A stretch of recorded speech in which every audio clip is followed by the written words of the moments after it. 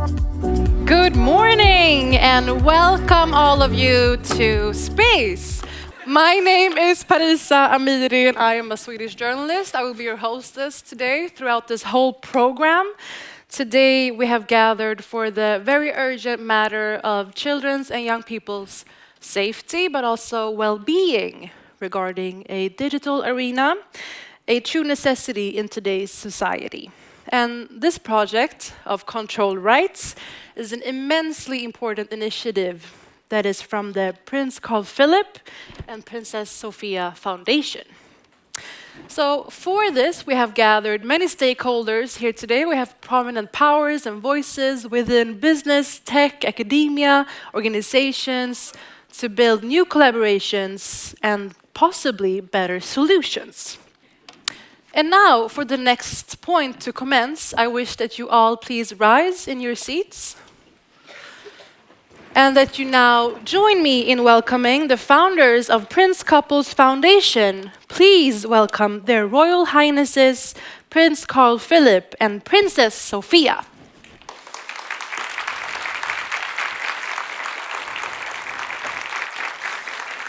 Ahead of us now, we have a substantial program consisting of 3 themes, all relating to the key messages of control rights within advancing children's rights in a digital future.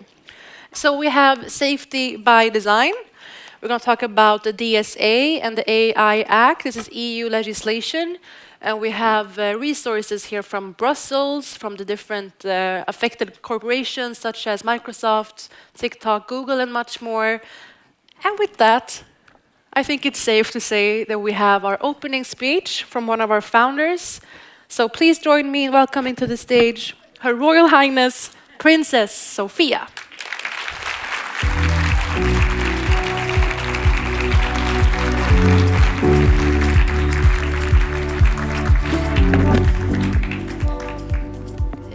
Tack snälla.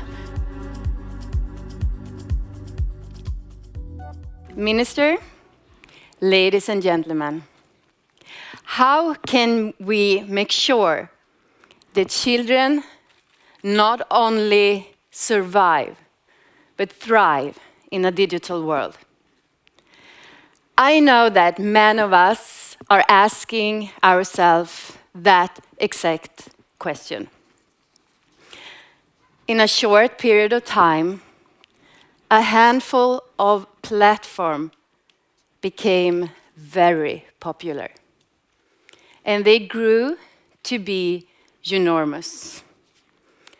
It all happened so fast, and suddenly they were the ones mainly responsible for children's safety online. It was never an active decision. It just happened. And the internet is not designed for children. But it must be. Because children and youth spend a majority of their childhood online. And of course, their aim was never to hurt children. But there is now undeniable evidence and a consensus around the fact that children and youth are being harmed online.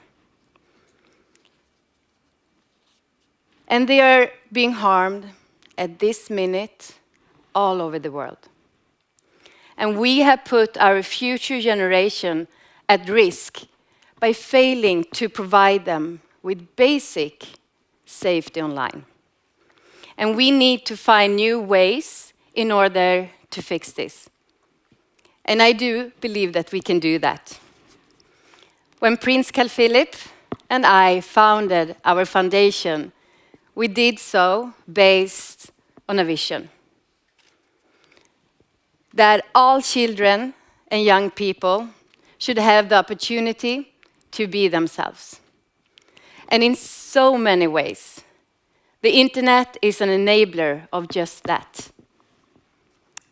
The internet should be a place where you can find yourself, where you can connect with others, find information, and find inspiration.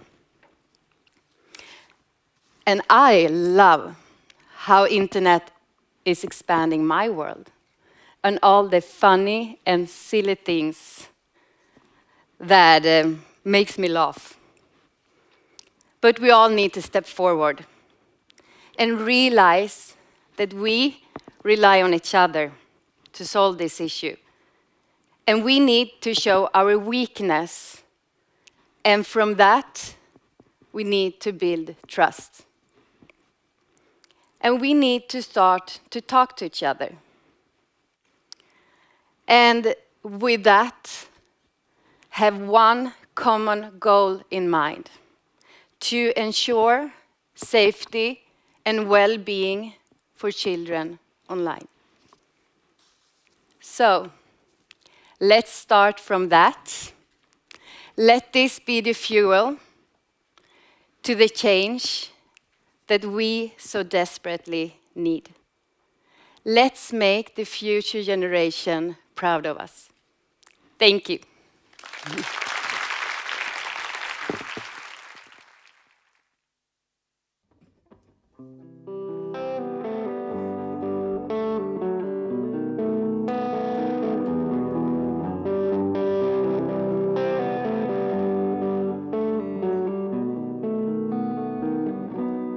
With my heart upon my sleeve, my head down low, I still feel broken. Down upon my knees, with my head down low, I still feel broken. Where are you? Where are you? Oh, now that I need you most, and my heart upon my sleeve, broken down.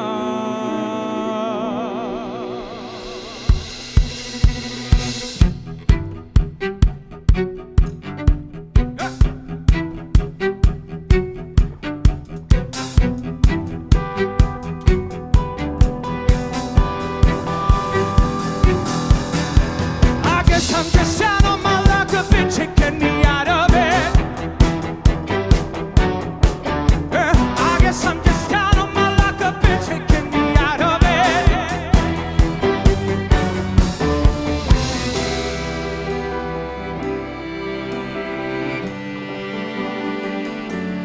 With my heart upon my sleeve, my head down low, I still feel broken. On my knees, with my head down low, I still feel broken. Where are you? Where are you? Oh, now that I need you most, and my heart upon my sleeve, broken down. Whoa.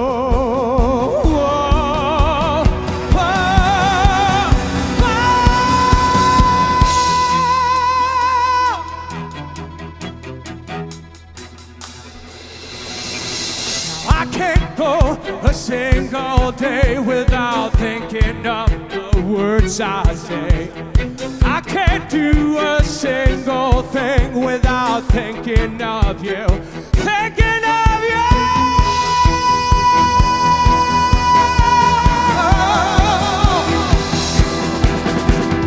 Now I'm just left with the pieces to put back together. Now I'm just left with the pieces to put back together. Forever.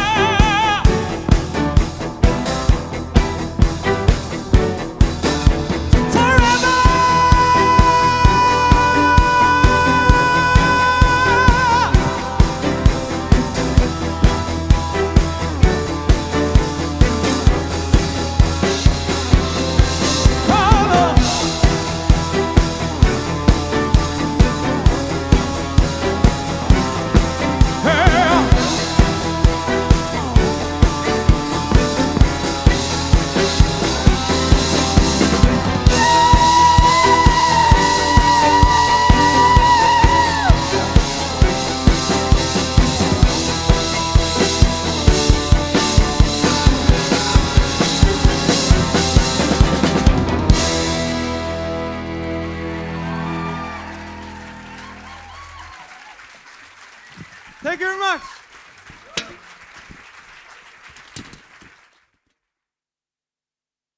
Another applause for Lukas Kruger and their incredible band.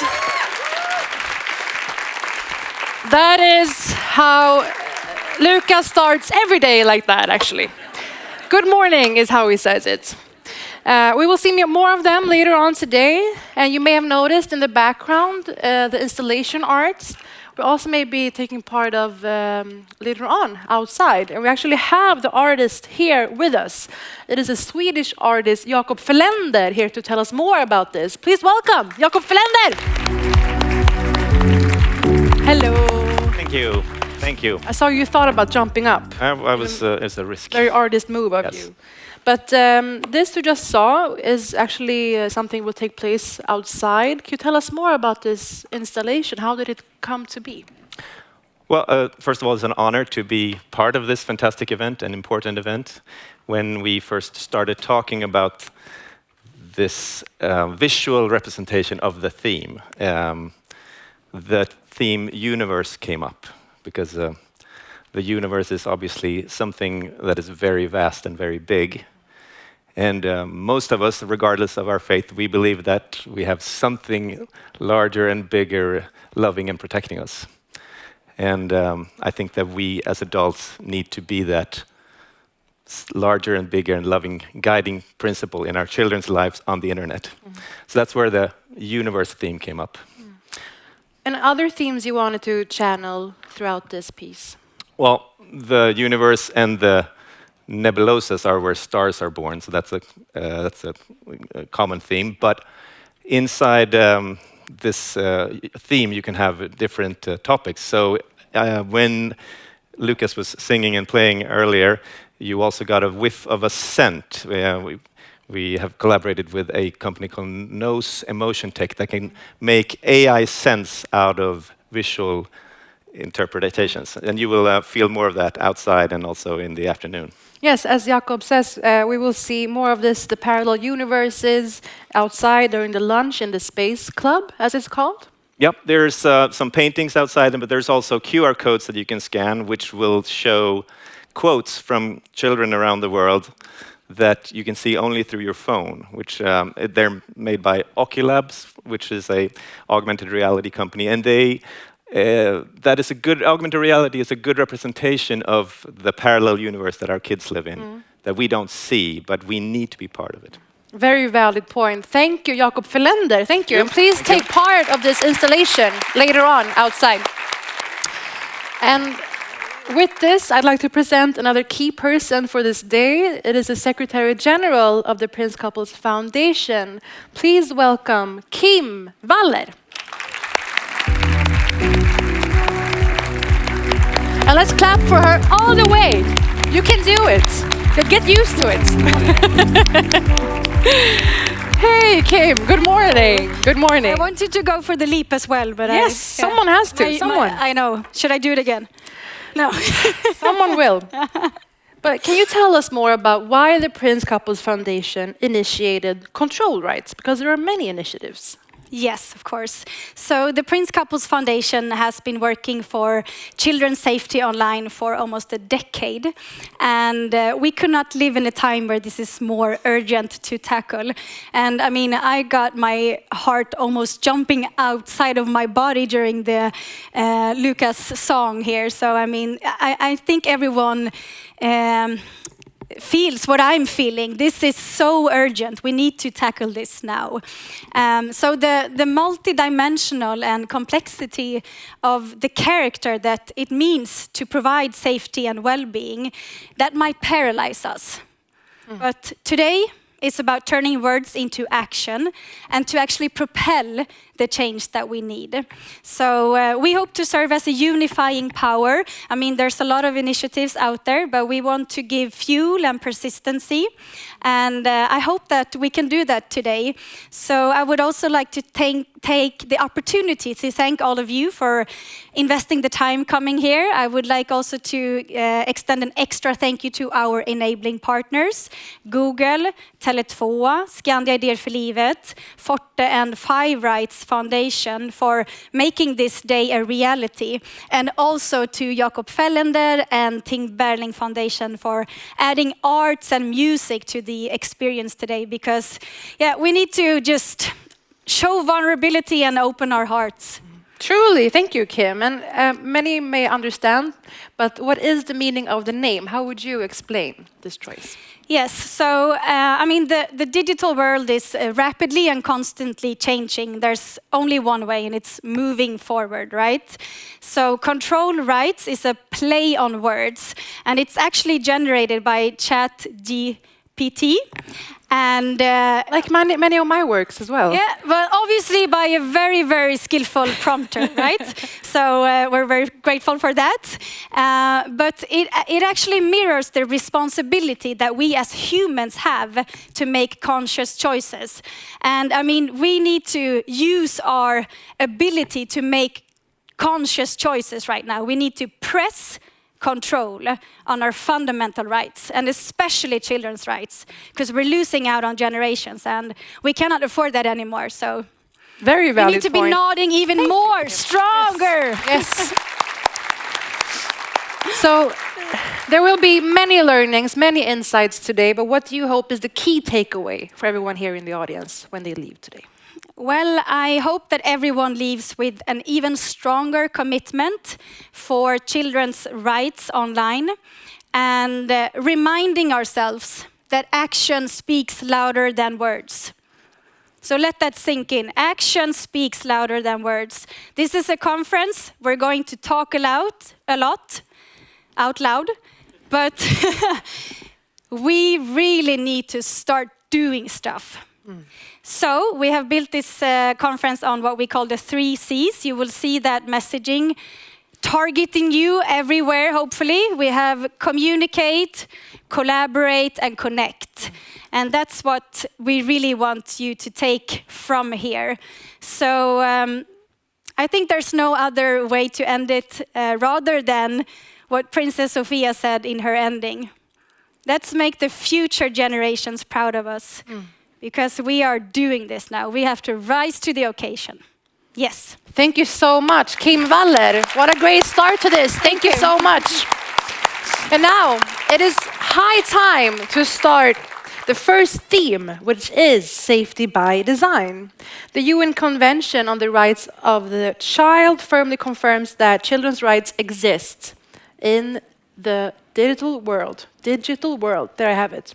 This requires countries to realize and uphold young people's rights equally in the digital sphere as well as the offline one. In Sweden, this convention has equal standing to national law, but even so, children's rights are being abused every day. So we need to make sure that our platforms is not only something for youth to survive, but also to thrive, which is a quite radical idea, interesting in itself that we hear so little of this. So how do we ensure a global and coherent approach for a safe world? And we will now be introduced to both the necessary policy framework as well as the best practices and challenges of designing to advance children's rights.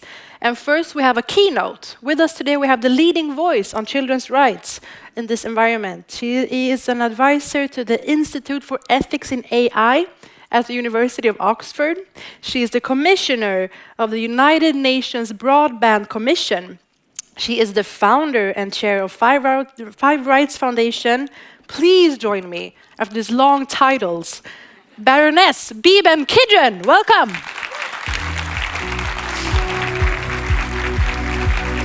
Oh, there you are.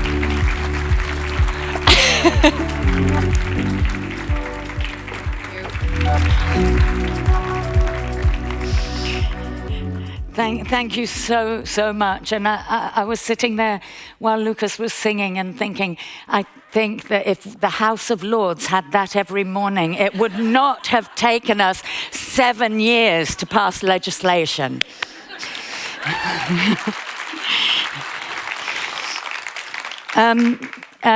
Thank you very much. Thank you, Your Royal Highnesses. It is a great honor to be here. I thank you for your invitation and also particularly for your commitment to this cause. Thank you. So I'd like to start by saying it's an incredible privilege to be asked to open a conference on this important topic with so many friends and colleagues in the audience. And of course, there are many people who are new to me, and I hope you will be friends and colleagues of the future. But we are the army that intend to build the digital world that children deserve. My involvement with children and tech began in 2012 when a smartphone reached a price point that an adult would buy it for a child. At that time, I walked into a room of curiously silent teenagers, all huddled together on a sofa, poking away. And I found myself wondering, what would it be like to grow up here and there simultaneously, where we didn't know what there was? And because at the time I was actually a movie director, I picked up a camera and I made a film in real life. And for a year I spent hundreds of hours filming in the bedrooms of teenagers, gambling, gaming, watching porn, making music, posting, preening, falling in love, witnessing many things that benefited them and many that did not. And with my camera, I followed the cables from those bedrooms up to New York and down into Silicon Valley. And I visited server farms as big as small towns in the middle of America. And in fact, by the time I got to Silicon Valley, I was quite radicalized. And I was kicked out of the Facebook, as it was, car park for trying to go and interview Mark Zuckerberg without an appointment. That is another story.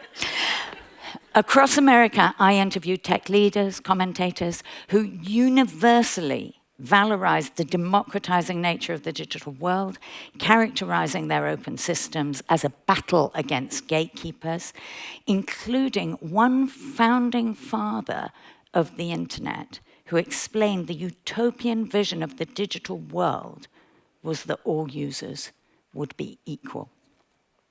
And that statement caught me short. In fact, I would say it changed my life because I never made another film again.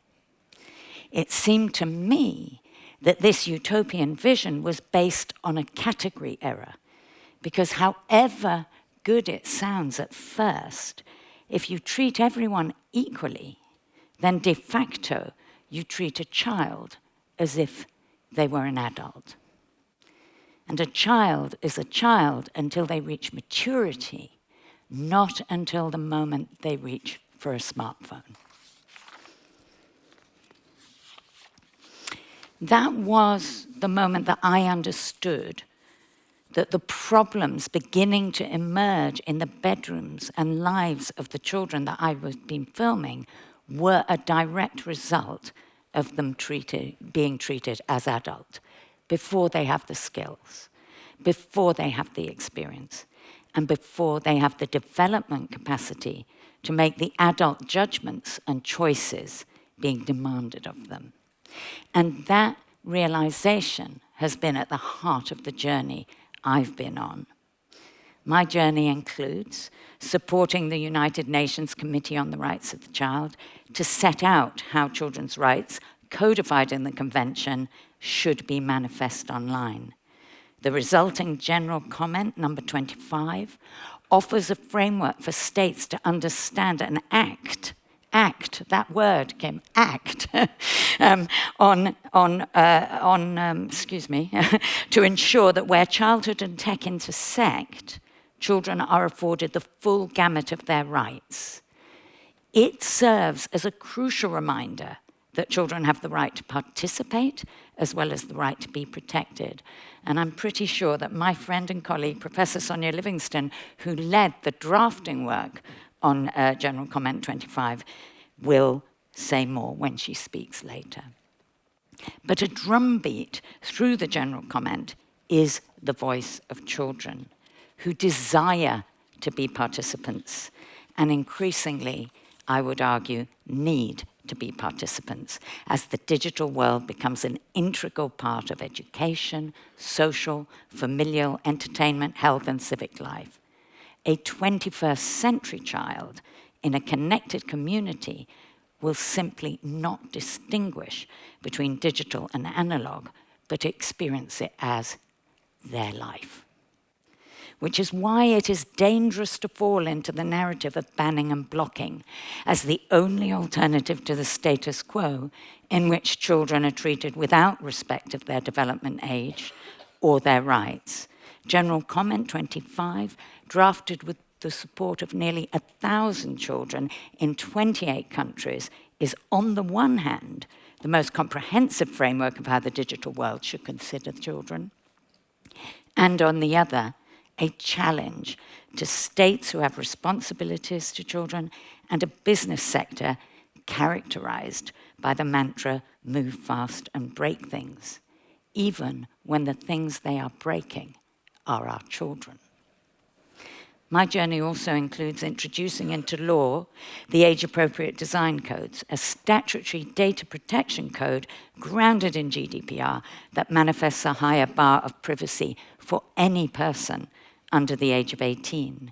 And that last point is notable because there are 3 important principles brought forward by the code, all relevant to all regulatory approaches.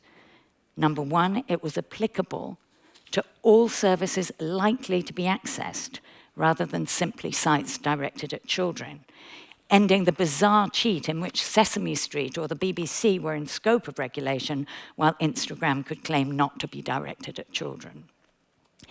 The changes brought forward by the AADC had to be by design and default, which meant that companies, rather than children,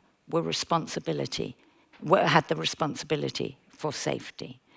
And the legislation referred to the convention on the face of the bill, and in doing so set the age of a child at 18, ending the pretense, universally implemented by the sector, that 13 was an appropriate age to consider somebody adult.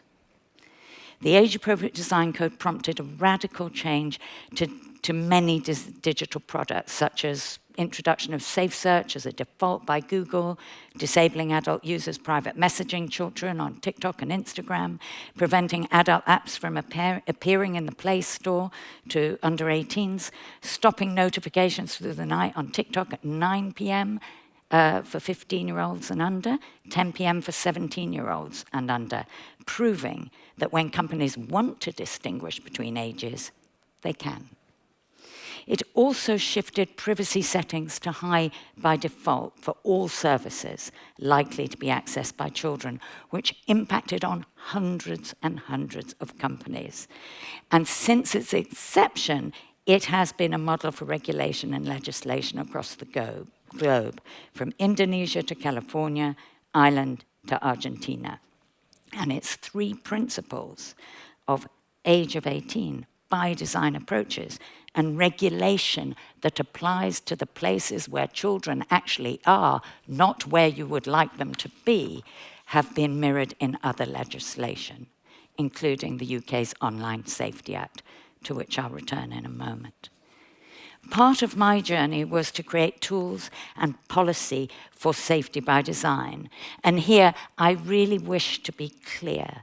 The rise of family safety centres and online tools or literacy programs that make children or even parents responsible for the design flaws of online services are not the answer. Of course, anything that helps any single child, any family, to navigate the digital world is welcome. But over many years, myself, the team at Five Rights, alongside academics, NGOs, and engineers, have delivered hard-hitting reports such as Disrupted Childhood, which sets out in simple form how dark patterns hook children into losing time, or traps them into spirals of harm. Pathways that show how children were being profiled to show them sexual and self-harm material, in spite of companies knowing that they were children. Campaigns like Twisted Toys, in which we built humorous but chilling renditions of physical toys that had the characteristics of online services, featuring Share Bear, Stalky Talkie, Wakey Wakey, and the Pocket Troll. Each one of them helped explain how online products and services are toying with children's lives. It is not okay to put children in charge of their safety if that is the power that they are battling. And Five Rights work with industry engineers and experts to create technical standards for safety by design and set up the digital futures for children with Sonia at the LSE, a commission and now a research centre that is focused on supporting children's flourishing. When I first filmed those children in their bedrooms, there were few voices sounding the alarm. Now we're seeing a cacophony of legislative action. In the UK, we passed the Online Safety Act, hugely contested piece of legislation that took 7 years to agree and is now in law. The Online Safety Act does not stand in isolation, even if the UK sadly does. Sorry, did I say that? It is part of legislative activity that we see developing right across the North and South, the global North and the global South, a drumbeat that heralds the end of self-regulation. Most importantly, the DSA and the AI offer a pivotal moment to establish new norms for children. And I know this will be a key focus of today's discussion, but I have to say, from someone who has been in this world, looking at it from a legislative point of view, this is such a significant step to establishing new global norms that could be, if they were implemented forcefully, transformative for children's lived experience. And indeed, that is how everyone in the room should judge themselves, by children's lived experience. Not what we say, not what we do, not the legislation we bring forth, not any of it. But if a child can pick up a phone and have a good life, a good experience, and a flourishing, that is when we know we have done our work. So finally, I'm going to talk a little bit about AI, and I want to make 2 very brief points and then a short story. First, let's not pretend AI has been here for a very long time. The musical films chosen for us by Spotify and Netflix involve AI. The ads that target us with hotels in the city to which you just bought a plane ticket, AI. The analysis of your medical condition, increasingly likely to involve AI.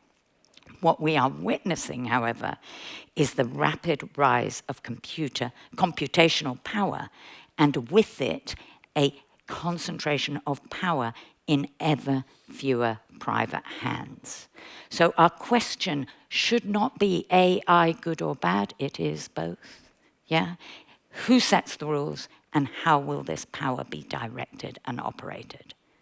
Second, if you have systems that already cause harm and you automate them without any mitigation strategy, then you supercharge the harm. That's a given.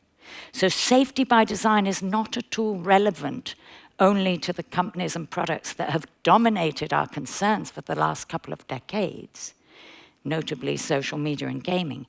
Safety by design should be the bedrock of all digital products, whether education, shopping, general AI like ChatGPT. And finally, my short story. I regularly do workshops with children in which I teach them and they teach me. And last December, at their request, we had one about AI. And I started the session by putting up a picture. We were all online. I put up a picture on the shared screen, and I asked the young people to tell me what they saw. 3 women, 2 laughing, all wearing coats, etc. And then I asked what did they think was happening. And they correctly said the image was from a security camera. And I asked them what was odd. And they were really reluctant to talk about this, which you'll work out in a minute. Eventually, one of them said, only 2 of us had a white box around our head. And I asked why. And a brave child asked, is it because the other woman is black? The picture was from a security camera to school, and the data it had been trained on had been exclusively white faces. So the woman, the black woman, who happened to be a visiting head teacher, was not recognized as human. In the world of the training data that had only had white faces, a black face was not human, and we, the 2 white women, had to stand by her side in order for her to have a security pass. Now, as the children realized the implications of black visitors, teachers, parents, siblings, even themselves, having to corral a white person into the frame to enter a school, they gasped. My point to them was not so much that AI was not so much artificial as computational, and not so much as intelligent as a sophisticated guesstimate trained to answer questions according to the rules that a human being had set it, which meant that much of the next 2 hours was spent discussing what data should be included and what rules should apply. And the coda to this story, and why I love this story quite so much, is that what they came up with as the rules mirrored almost exactly, almost exactly in children's language, the White House blueprint for an AI Bill of Rights that I had read earlier this week. My point is, we know what to do. Children's words, the same demand for transparency, fairness, data hygiene, and a duty to work towards a common good rather than a commercial good. The biggest difference between the kids and the White House was that the kids thought the rules should be mandatory. AI, just like any other aspect of the built environment, is about the choices we make as a society, whether to protect our young, our news, our jobs, our ability to make human decisions based on democratically negotiated values. Last week, we saw TikTok, Meta, Snap, X, and Discord face the fury of Senate hearings. As I watched, I thought maybe the world has caught up to the damage being done, and now they will act. 2 days later, the headlines read, Meta records the biggest ever one-day increase in market capitalization, as its value rose $197 billion in a single day. They have the money to make our kids safe. Friends, there is a hard part to all of this, which is to decide where value lies in our children, in finding a consensus, in harnessing the incredible creativity and power of technology to tackle the problems that beset us, or solely look at the share price. That is a decision in which we all play a part. At the beginning of my journey, a 12-year-old in one of my workshops said, in the digital world, I'm not allowed to be a kid, I'm just an underage adult. But once I have been an adult, how do I go back to being a kid when I go offline? That is the question that has haunted me for the last decade. A child is a child until they reach maturity, not until they reach for their smartphone. Children have a right to participate in the digital world, not just be protected from it. Automating harm supercharges harm. society has a choice to let technology erode childhood or to make sure that the full creativity and power of innovation helps us build the digital world children deserve. The time to make that choice is now, and we in this room, in all our roles, in all our professions, are part of that choice. Thank you very much. Thank you very much. That was, of course, the exceptional Baroness. Thank you, Biban Kidron. And now we rush into our first panel discussion of the day to discuss this policy politically. Allow me to introduce, and maybe please help me in welcoming them as well. We have the Sweden's Minister for Social Services, Camilla Waltersson Grönvall. Welcome to the stage. We have the Ombudsman for Children in Sweden, Elisabeth Dahlin.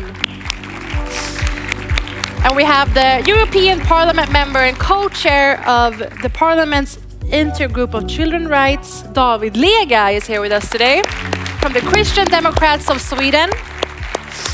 And we have from, hey, welcome.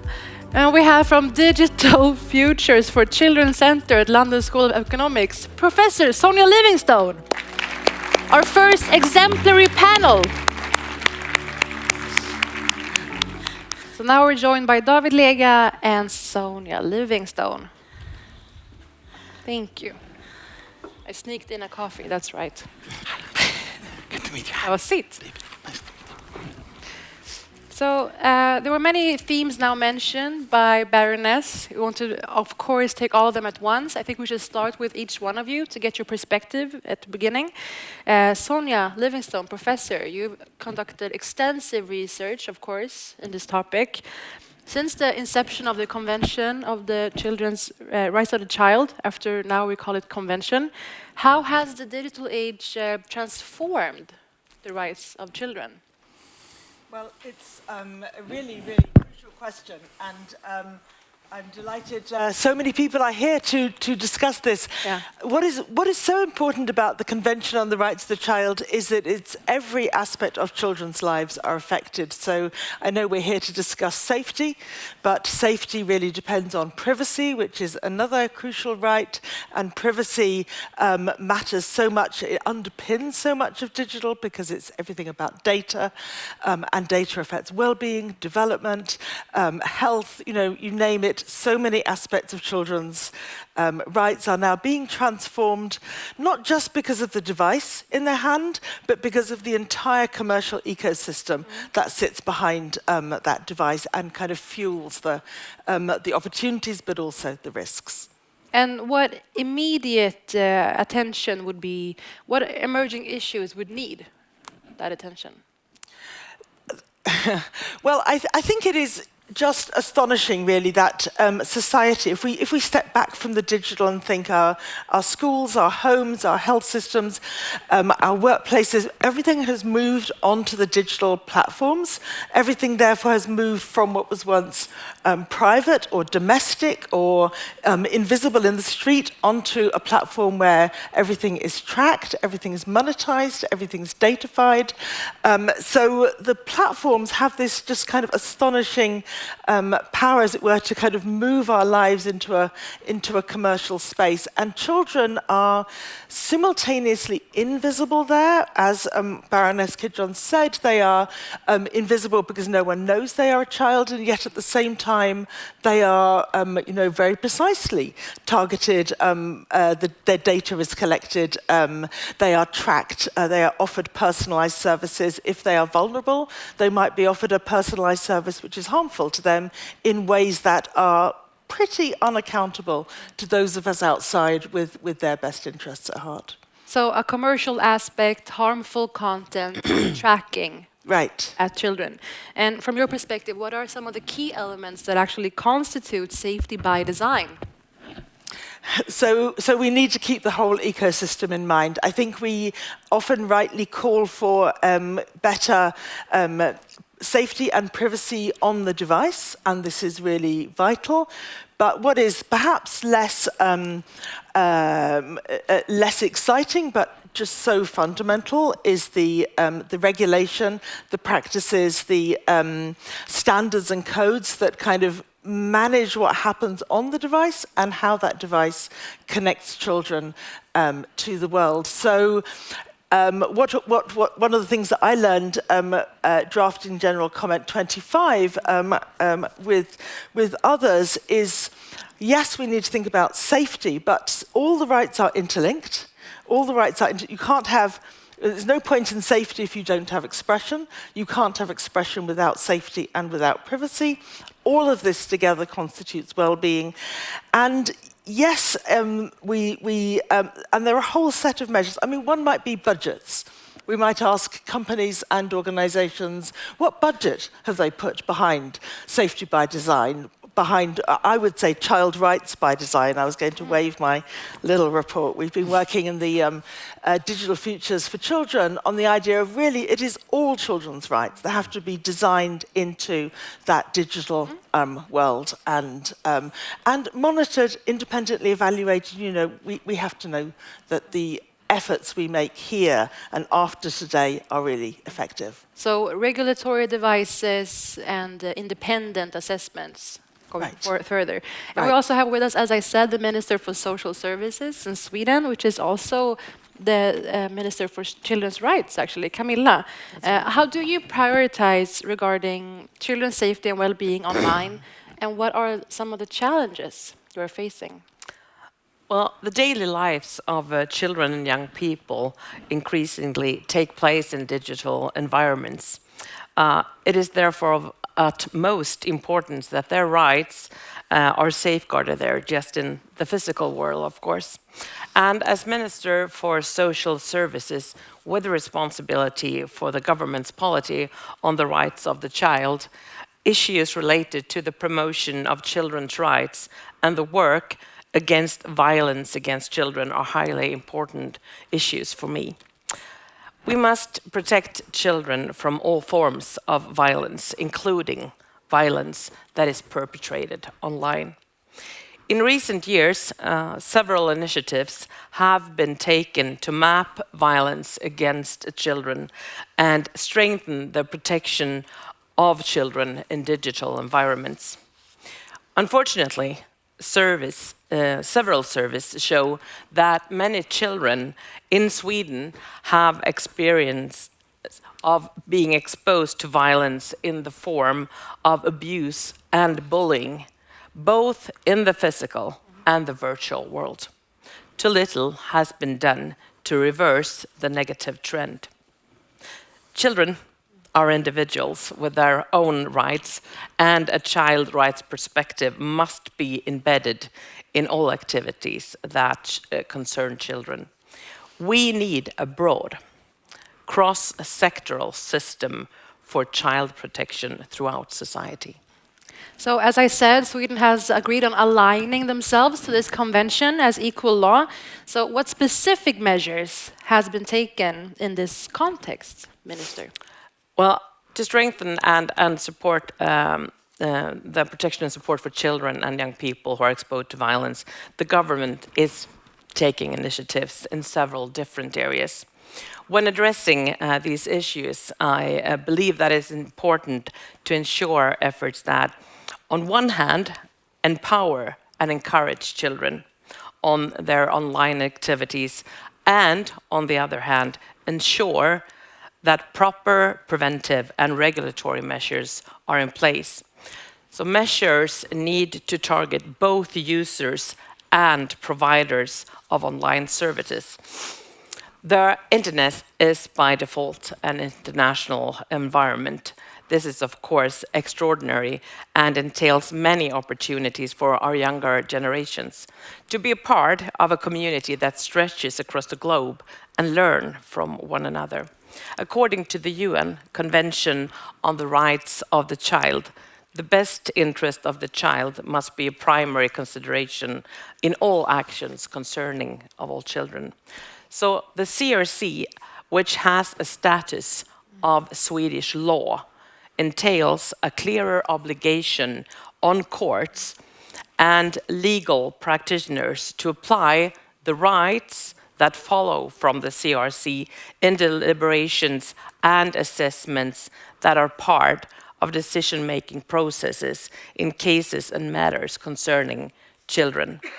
And the government has taken several initiatives to improve the implementation of the CRC at national, at regional, and local levels. For example, the government has given assignments to the Ombudsman for Children about providing support to authorities and municipalities on implementation and integration of the CRC and about how to carry out assessments on the best interest of the child.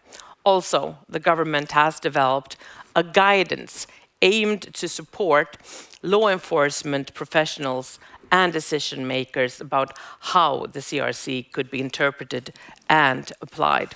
And the Children's Ombudsman in Sweden has, among a lot of different support, developed its digital guidance support material for national and governmental agencies, municipalities, and regional county boards on assessment of the best interest of the child, prövning av barnets bästa. The material can be used by assessing the best interest of the child at an individual level for a particular child or a small group of children, or for undertaking the assessment on the social level. Thank you. We actually have the Swedish Ombudsman for Children here. Elisabeth, hello, welcome. Thank you. We are about to implement this convention. What do you see as more difficult components of this implementation? Well, I would say that the convention has been national law now for almost 4 years, but we are still seeing a lot of steps that need to be adhered to. And I think when it comes to digital services, I mean, the convention is very clear on the child's right of expression, the child's right of information, of searching information. On the other hand, the child's right to protection and to protect our kids from harm. Furthermore, the convention is very clear also on advertisements to kids and to protect them from harm in that way as well.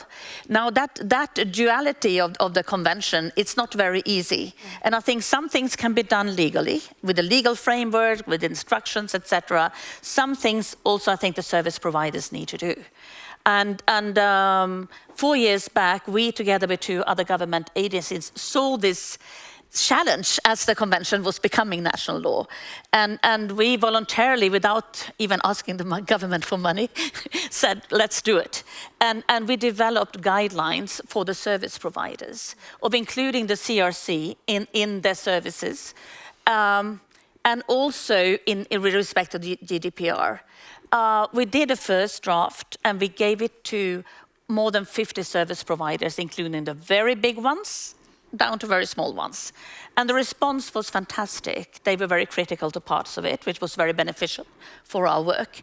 The biggest criticism is, how on earth could you develop this in Swedish? Most of the people working with this need to do that in English. So it was developed. And I think that was the first step of really trying to address this issue. But I think there's another part that is even more fundamental. And now I'm so happy with control rights because this work is continuous.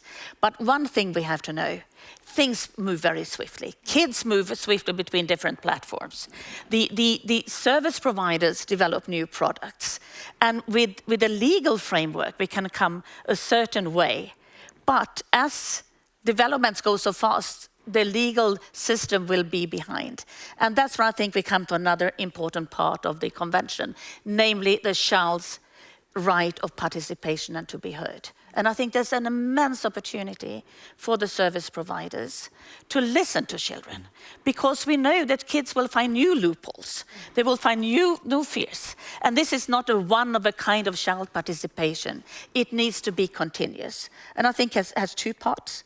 One is that kids could directly address the service providers when they see that they are at risk, so they become aware of it. But this continuous dialogue, real child participation, listen to children. What are the opportunities? What are the fears? What do you see? And to give that feedback to kids. And I think if we can get that systematically, it will be a big change. And here I think I really challenge the service providers. They could take an immense leap forward, but really taking child participation seriously. They could, and how are you supposed to make them actually do this? What initiatives can you actually enforce? I think we all have to do. This cannot be done by one actor. It has to be a collaboration. It has to be a commitment, and it should be part of the business plan for the company. David Lega, in what ways can EU-wide frameworks advance children's rights in this context? Well, I think we need to start with understanding that the phenomena of legislation trying to catch up with technology advances, that's not a new problem. This happened all over the centuries. But what's unique here is the fact that this is rather unique in how many children it affects every day. That the impact is so much larger than any problem we saw before. So that is why it's so important that we act fast. And if I can just be personal 1 second first, I love technology. I couldn't do my job without technology.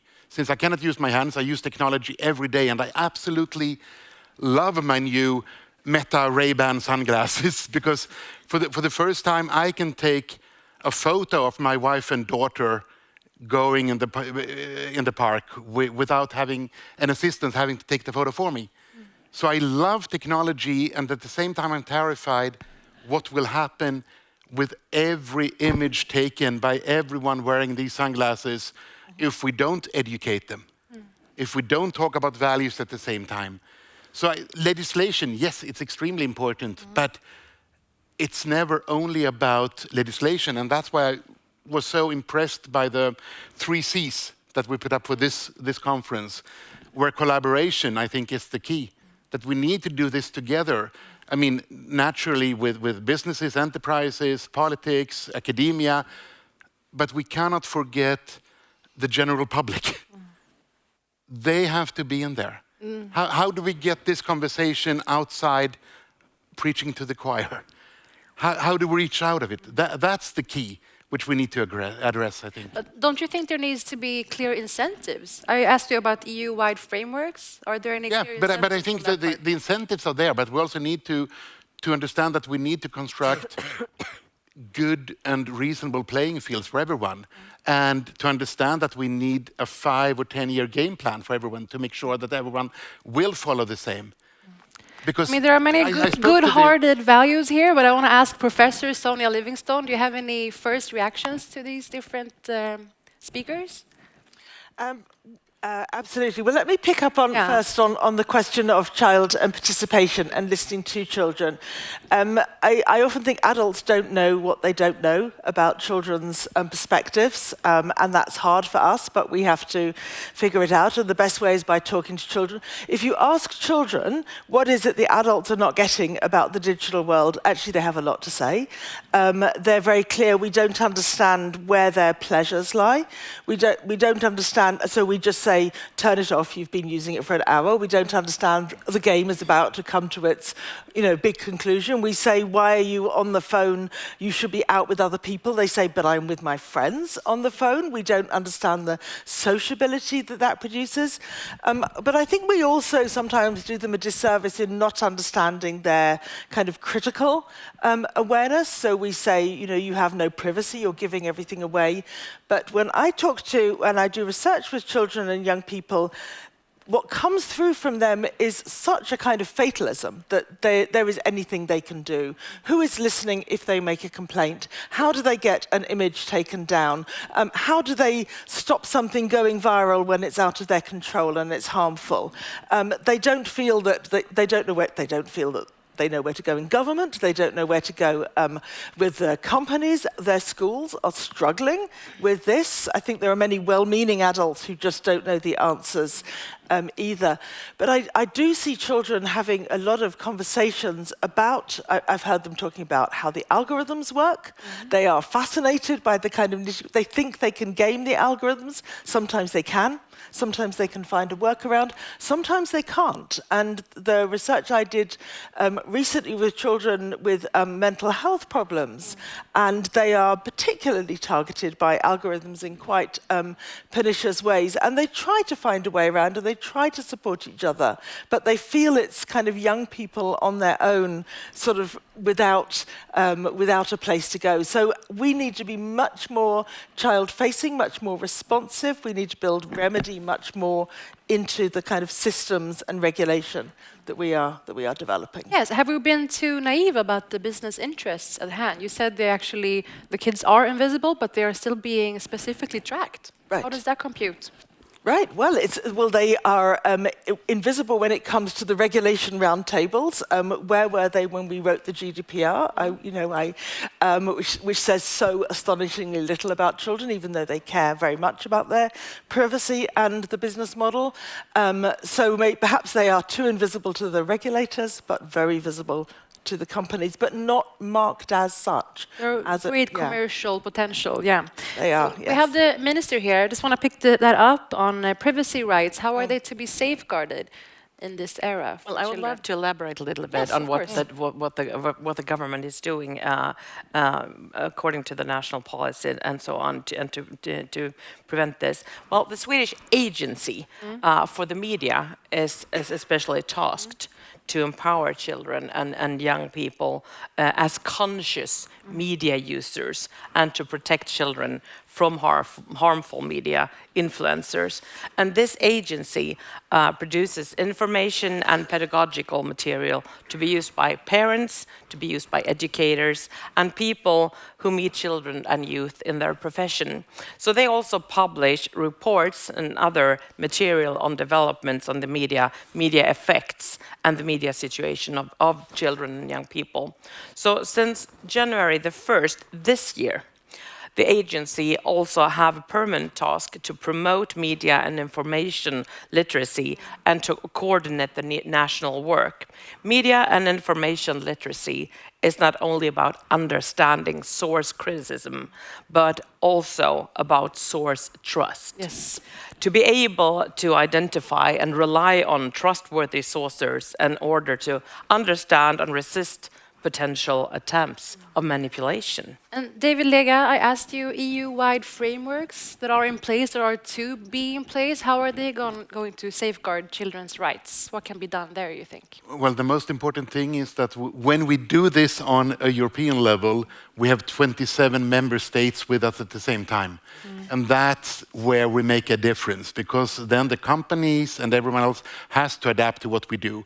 We saw what happened when Australia they did take the lead, but they were so small, so it was very hard for them to do this alone. And that's one of the absolutely main advantages with doing things on a European level. Even the United States needs to work together with us when we act together. But that is also the challenge, to get all 27 member states on board at the same time, not running so fast that we lose the public opinion or one member state behind. Not really selling the EU power here. Elisabeth Dahlin, what do you want to follow up with this? Safeguarding children's rights, what initiatives have to be formed? Well, first of all, thank you, Sonja, for talking about this adult guessing. Yes. We see a lot of adult guessings on all levels of the society. Talk with children, talk with different groups of children, do it sustainable, and give the feedback to kids. Because if, as an adult, if people ask me about my opinion, and then the decision is something else, I will not be so keen on answering next time. So I think that's one thing. Secondly, children are not a homogeneous group. There are more vulnerable groups, like children with the neuropsychiatric impairments, for instance. And I think that's why it's so important also to communicate with kids who are more at risk. But I really think the challenge is to work together, but for the service providers to include in the DNA, in the business plan, as part of their social responsibility. It should be actually something that investors should look at. How can we be a responsible provider? How can we have this dialogue with kids? How can we get to know where the risks are? How can we mitigate them? Because we know that very few kids report to the police. And when it's reported to the police, many cases, nothing happens. Even when there are very clear assaults, yeah. Well, we have to do something. Kids are here and now. They cannot wait for 1 or 2 years. And I think there's a great opportunity for the service providers to really see how can we do it and be proud of it. And possibly to take a place that hasn't been taken, which could make parents trust that service more and maybe promote that service. David, do you want to add anything about these initiatives? Maybe the legislation going into power here? Well, again, what's illegal in the offline world needs to be legal in the online world. And we need to understand as legislators, but also in general, that children don't see it as they hop between one world and the other. It's the same. It's the same world. And that's what we need to adapt in order to make the legislation and the frameworks and the safety by design tools work in reality and not only on paper, because that's my worry. Definitely. Sonia Livingstone, are you optimistic after hearing this? Any final remarks? We will see. We will be back here. We'll be back here in a few years, and I think those bread and butter tasks of monitoring and evaluation and returning to the children to see, did we make a difference? Did we improve their lives? Did we have their best interests, or has, as it were, the share price risen yet again, and their data got taken who knows where? So I'm a researcher. I'll come back and find some evidence. It's going to make all the difference. Thank you so much to this incredible first panel of the day. Thank you for being here and participating and sharing all your insights and expertise. Thank you. And now we carry on with the next panel. This was in a political framework kind of dimension, and we carry on to the providers. What can they practically actually develop and program and design in their platform? And for that, we have another exemplary panel. I'm so thrilled to be presenting them here today. We focus on the services, the challenges, and possibilities. So, if you would please join me in welcoming the Director of Digital Policy at the Norwegian Consumers Council, Finn Myrstad. Hello. Have a seat. Welcome. We have Head of YouTube Sweden, Michelle Kadir. Welcome. We have Head of Studio at Mojang, Ulrika Höjgård. Welcome. And also Child Rights and Sustainability Actor from UNICEF, Lulu Lee. Welcome. I'm gonna grab my water here. Oh my God. You must be so anxious to comment on what just was said by the political framework. I think we start with Finn. Maybe all don't know this, but you have done extensive work on the topic at hand. What do you see as the key concerns and expectations, and how can and should they be met by the industry? I think there's been a lot of initiatives to so-called empower children and parents to deal with many of these problems themselves. And I think we need to just be honest to ourselves that these issues are too complicated, too massive, too powerful to be left alone to be fixed at an individual level. Clearly, children should be educated and grown-ups should be educated. Parents should take their share of the responsibility. But that does not solve the kinds of problems we're discussing today. So then my second message here would be then, what do we do then? Well, I think we also need to encourage the companies to go beyond the letter of the law. You have some examples of companies doing more than they necessarily must do, but there's so much more they could do. There's so much more regarding addictive design. They could turn off streaks, they could turn off notifications, they could have addictive design turned off by default. They can get rid of deceptive design, manipulative design that makes people stay on the service. And that brings me sort of to, maybe the elephant in the room, but I think it's been touched on as well. We also need to address the issue of the business model. So the reigning business model on the internet today is to capture people's attention, so taking their time. And how do you capture people's attention, grown-ups and children?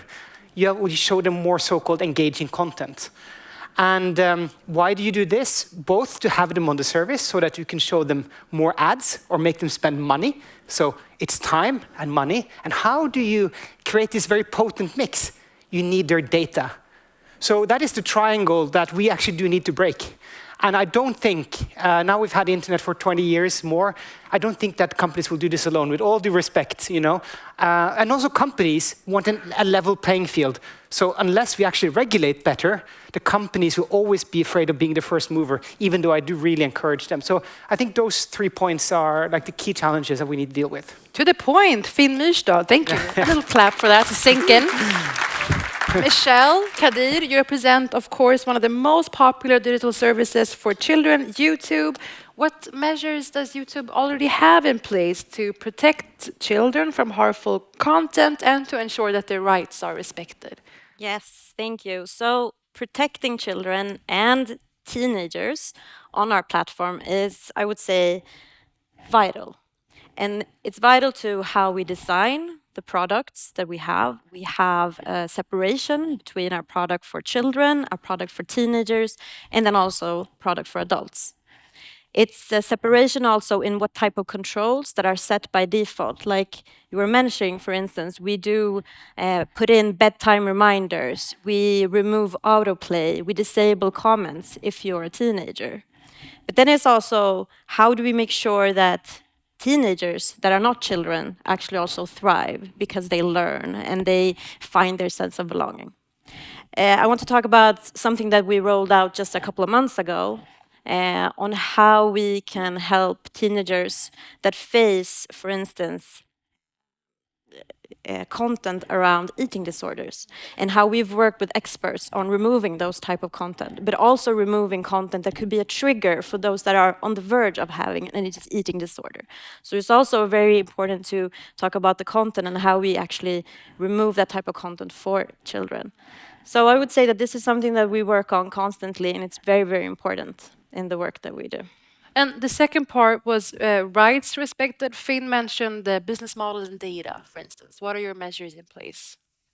So how we view it, for instance, we talked about advertisement, etc. So when we have our products for kids, we have a contextual advertisement. We don't look at their personal data at all. So we look at what type of content are you watching, and then you get advertisement based on that. So we try to separate also that from who is viewing with the context. So to make sure that also all advertisement that are reaching our platform and reaching kids have a family safe tag on it, and they are going through a rigorous process to make sure that the content and the advertisement is actually a safe ad for a family, for kids. And with us from UNICEF, we have Lulu, Child Rights and Sustainability Advisor. What do you see as the most critical challenges and opportunities for safeguarding children's rights in this context? Well, I think someone before already said this, that one of the fundamental issues is that the digital spaces weren't designed for children originally, but children still are there and they need it in their daily lives, and they see it as a very natural part. I went to the playground with my child a while ago. In Sweden, if you want to build a playground, we all know there are a lot of rules to follow. If you want to build anything. Yeah, basically. Yes. And they are really tailored to children's needs for not only safety, but also for their development. But the digital world isn't really designed in that way. And I think that's something we need to change by adopting a more holistic view on how we see designing for children. Because if we only design for safety, that will not be enough. And I think we all agree, it will not be enough to deliver the results we want to see for children's rights, but also their well-being. So we can't only aim for reducing the harm, even if it's the fundamental to realizing children's rights. We need to aim for the positive impacts. And I think here, that's where companies and the designers have enormous opportunities to listen more to children and to adapt and make more conscious design choices that not only keep children safe, but really that makes children's well-being as an outcome. And that's also something we're actively working on, to transform the insights for children to not adult guessing, but also to transform that into toolkits for policymakers as well as the industry to apply I love that about this initiatives, as Sophia said, that it actually survive and thrive. You have to build that in from the beginning. Very, very true. Ulrika, it was like Lulu was talking to you. You've been head of studio at Mojang, which creates many popular games such as Minecraft. Maybe you've all played it. Now you have a more global role, but still you're here with us today. Very nice. Can you tell us how Mojang works to integrate child rights of the convention into both design and distribution of your games? First, I want to say that we are very grateful for the work that the experts have been doing in advancing how the Convention on the Rights of the Child is applied to the online space and environment. Microsoft Gaming and Mojang take the well-being and the safety of our players really seriously. And we look at both human rights and child rights consistently in everything that we create through games. We don't see that there is one solve for all products and games that we create. We very much see that they have to be tailored based on type of game, type of service, and the audience that we have. And if we specifically talk about Mojang and Minecraft, we really embrace the values of diversity, inclusion, and safety, and we know our great responsibility. And for everything we design, we have different design principles that we design after. And two of those relating to the child rights are access for everyone and ensure an equal experience for everyone. So to give you some examples, like Finn was mentioning, we don't do any dark interactive patterns in our games that is tricking to buy different things or tricking our players to stay longer or come back to the game, with the exception of our holiday sales. But that is definitely an area. We look at inclusivity and diversity. For example, our mobs in the game, they are all gender neutral. When you create your character you play with, we have made sure that that has a wide variety of characters, so the player can feel that they are really representing themselves through the character. Finn, you mentioned addictive or deceptive design. Ulrika mentioned some measures. Are you aware of these? What do you think about them? No, so addictive designs are basically, could be many things. I think we've all experienced them. Like you're on scrolling on in a feed, or you're playing a game and suddenly 3 hours passed, but you don't really remember what you did. And how you're being drawn back into a game or to your telephone without thinking. You're grabbing for your phone. And the other day, I'm trying this experiment at home to detox from my telephone. So I've left it outside my room and going to bed, and I'm trying to read a book. And then I see that I grab for my phone. I have this shadow thing, and it's because I've been over 10, 15 years with a smartphone, right? I have been taught to grab for my phone because these messages, for example, these notifications are built to be addictive. And it's not to come necessarily the second you get a message. They come to trigger you when you've been away from your phone the longest. All these things are super advanced using behavioral psychology, and it's messing with our mind and it's messing with our brain. And we do need to take control back, and it's not possible at an individual level to do this alone. So this needs to be dealt with at the European level, I believe. And then, of course, we should challenge the companies in the meantime to sort of reduce these addictive designs. But I don't think it's solved by itself. Yes, because for example, for gaming, how do you say gaming? You know what I mean, for money and alcohol, we have these protective regulations. What can be done there? Lulu, what are some enforcements that you want to see for companies? Well, I think the safety measures, they are absolutely fundamental, obviously, but really the intentionality to design not only to avoid harm, but to aim for the positive impact. Because if you have that direction, I think that will be clearer in guiding you also what to avoid. In this project that we have initiated together with Lego, where we wanted to create a design guide together with children and for designers, together with designers. We involved children across 13 countries, many in the global south, where children are more rarely consulted. And from there, you can see that safety is fundamental for their well-being. That's where we also try to unpack. But in addition to safety, they also want control over what ads they want to see. They want age-appropriate content, and they want to be able to control who they are chatting with. So a lot of these things are also associated with the well-being. So we want to have companies, having a built-in method for integrating safety, but into the overall well-being framework, because that's what we want them to design for, to also make really possible. We wish for this, but how is this supposed to be coherent with each and every policy? Do you see any steps towards that universally? Yeah, I have 3 points.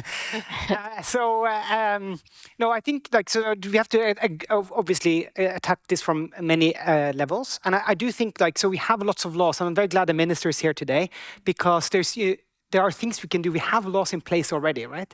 So sometimes the industry now with AI, they're saying, "Oh, we need to be regulated." What that really means is that they're saying we're not regulated today. And they also know that that means it will take 5 to 10 years for the European Parliament and the European Commission to make the law, and then it will come into force. And then in the meantime, everything has happened, right? Just like with social media. So use existing laws, use existing frameworks, make sure that enforcement agencies have the capacity to enforce this law, make sure that they are collaborating together so that the different enforcement agencies are talking together, and make sure they work internationally as well. And then secondly, I was working for the Norwegian Privacy Commission, which was a government-appointed expert group, where we tried to identify things you can do in your own country. We identified 140 measures that can be implemented at the national level. And one of those would be to look at schools. So schools are where children spend the most time during a day, right, of their life, except in bed maybe. So there is so much that's happened in school without proper scrutiny. So what if we take power back in schools and make sure, for example, and that's my challenge to the platforms too, there's no protection against ads in school today. Students are bombarded with ads on school devices.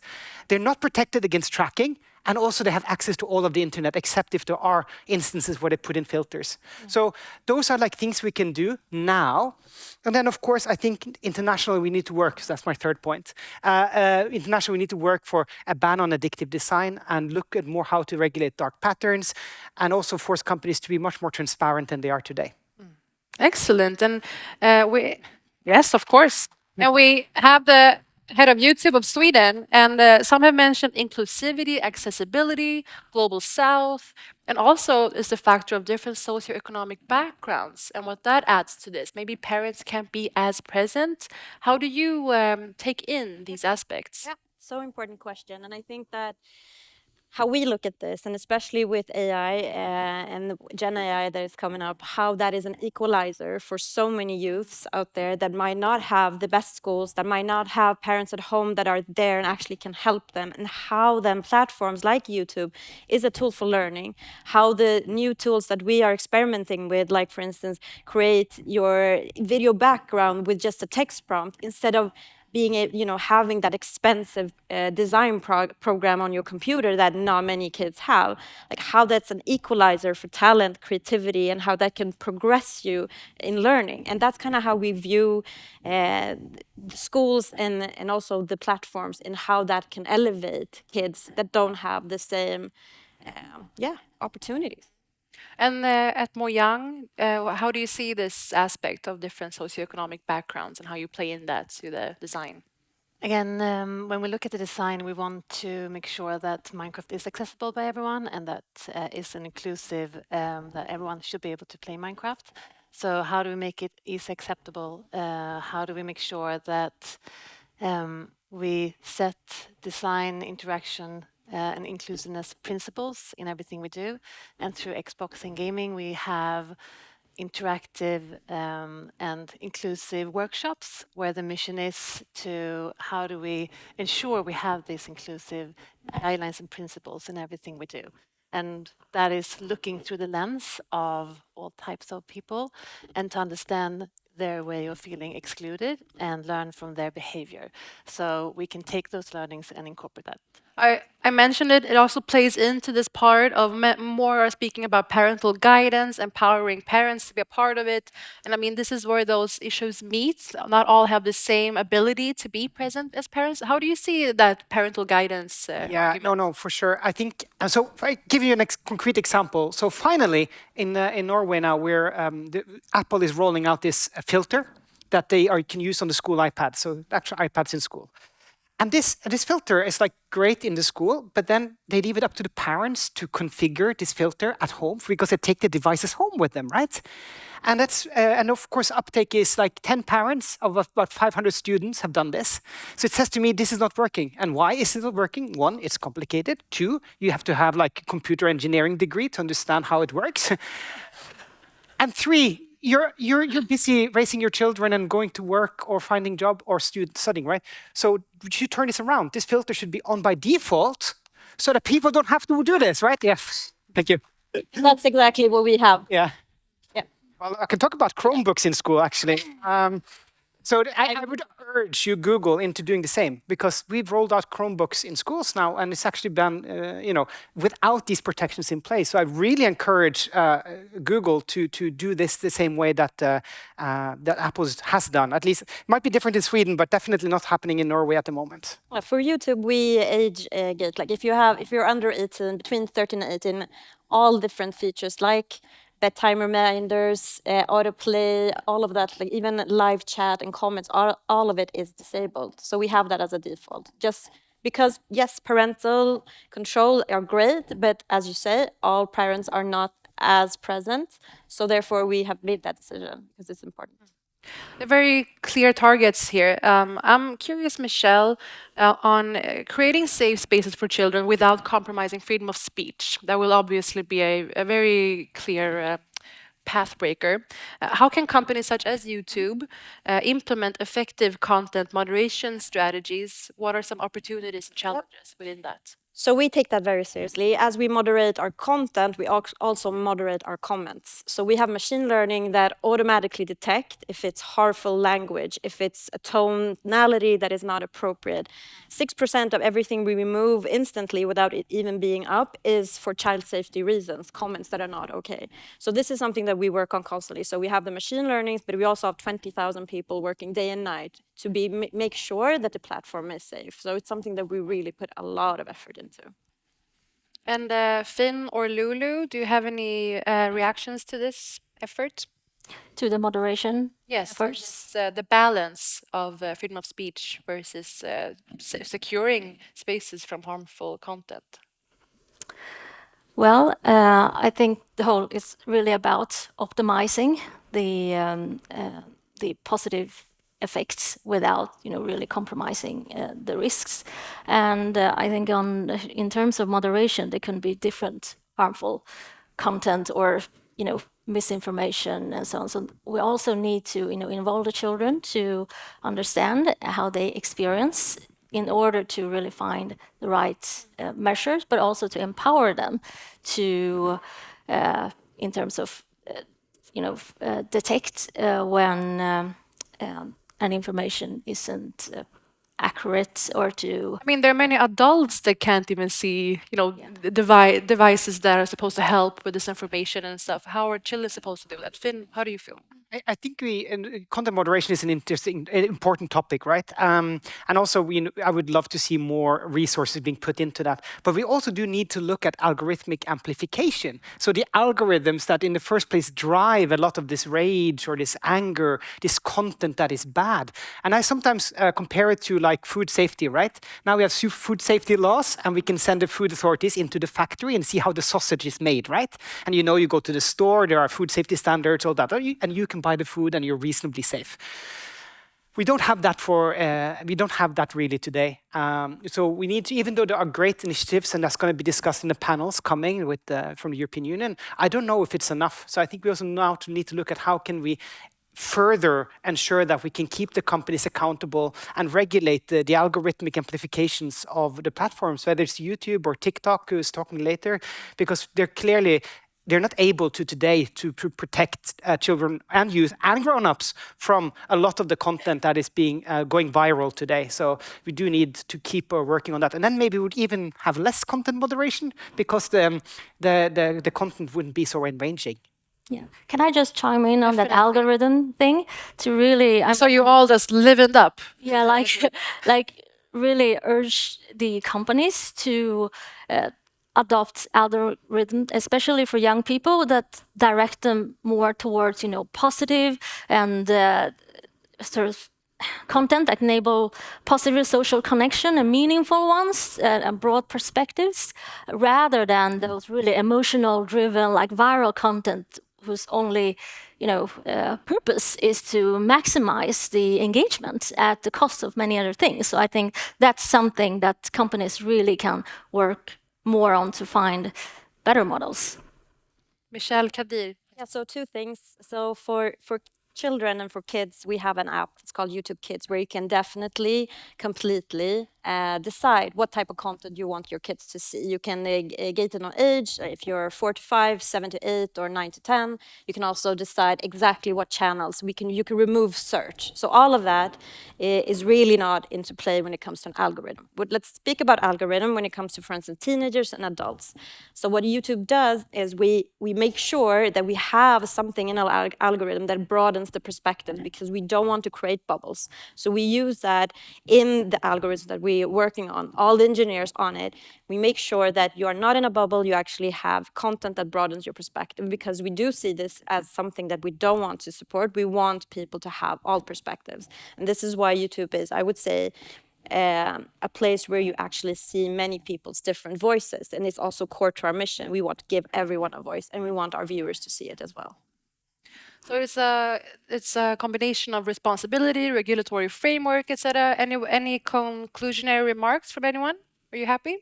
I would echo that, saying that this is a multi-stakeholder conversation. It's a holistic society approach, offline and online, in how we can help, learn, inspire by expert, diverse perspective to ensure the safety online. Finn has a list for you as well. Yes. And as Elizabeth Dahlin was saying previously, the children are experiencing this right now.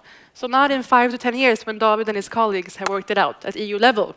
Thank you so much to our second panel. Incredible panelists. Thank you for joining us today. And we carry on with the next moment. And I just wish for all of these people to get into a room together and not leave for 2 weeks. Get it sorted.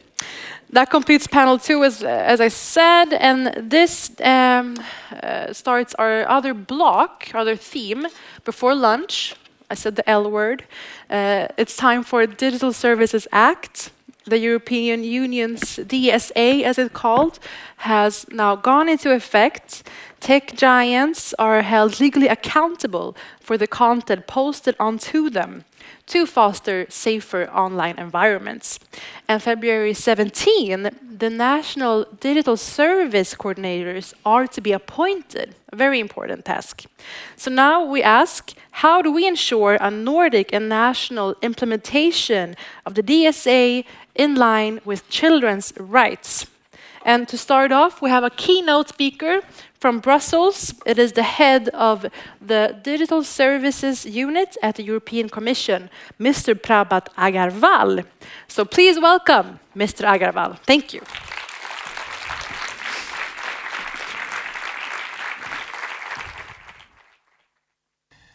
Your Royal Highnesses, dear Minister, Excellencies, distinguished guests, ladies and gentlemen, it's an honor for me to speak to you today about the protection of minors online from the perspective of the Digital Services Act. My name is Prabhat Agarwal, and at the European Commission, I am the responsible head of unit for the enforcement of this brand new piece of law. I am very sorry I cannot be with you today in person. However, I am delighted to be able to send you this message, because the conversation you are having today is extremely important for the whole of the European Union. When reading the news in the last couple of years, chances are that you have come across quite a few articles that speak about the risks in the online environment. Stories that report on negative impacts of social media on children and teens, how disinformation affects democratic elections, and how hate speech and cyberbullying poison our social interactions online. With the Digital Services Act, or the DSA as we call it for short, the European Union has put in place a new, and if I may say, groundbreaking set of rules for online platforms. The DSA aims at making the online world safer, fairer, and easier to navigate.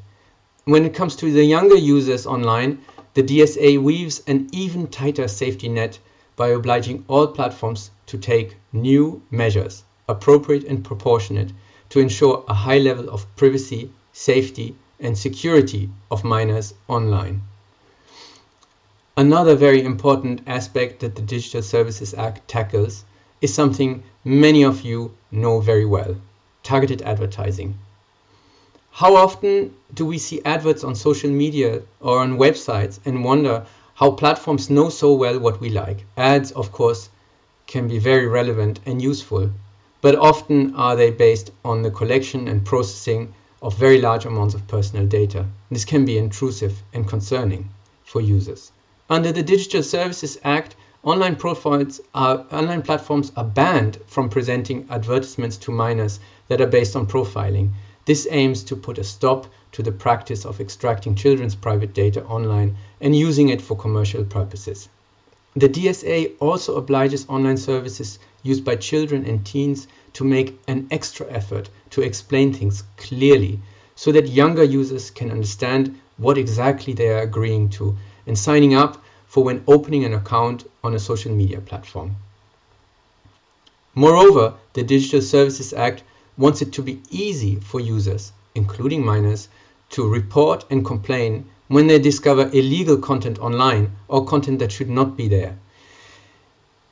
Every year, the Digital Services Act requires providers of the very largest online platforms and search engines, those that have more than 45 million users in the EU, to identify and assess potential risks that the design of their service may have for minors and propose and implement ways to minimize them. These are the so-called risk mitigation measures. Platforms are obliged to put in place such mitigation tools, for example, parental controls or systems to verify that a user is over a certain age. The Digital Services Act is a new piece of law, and we are just at the beginning of checking compliance and enforcing the rules. But it's encouraging to see that the DSA already has had some effects.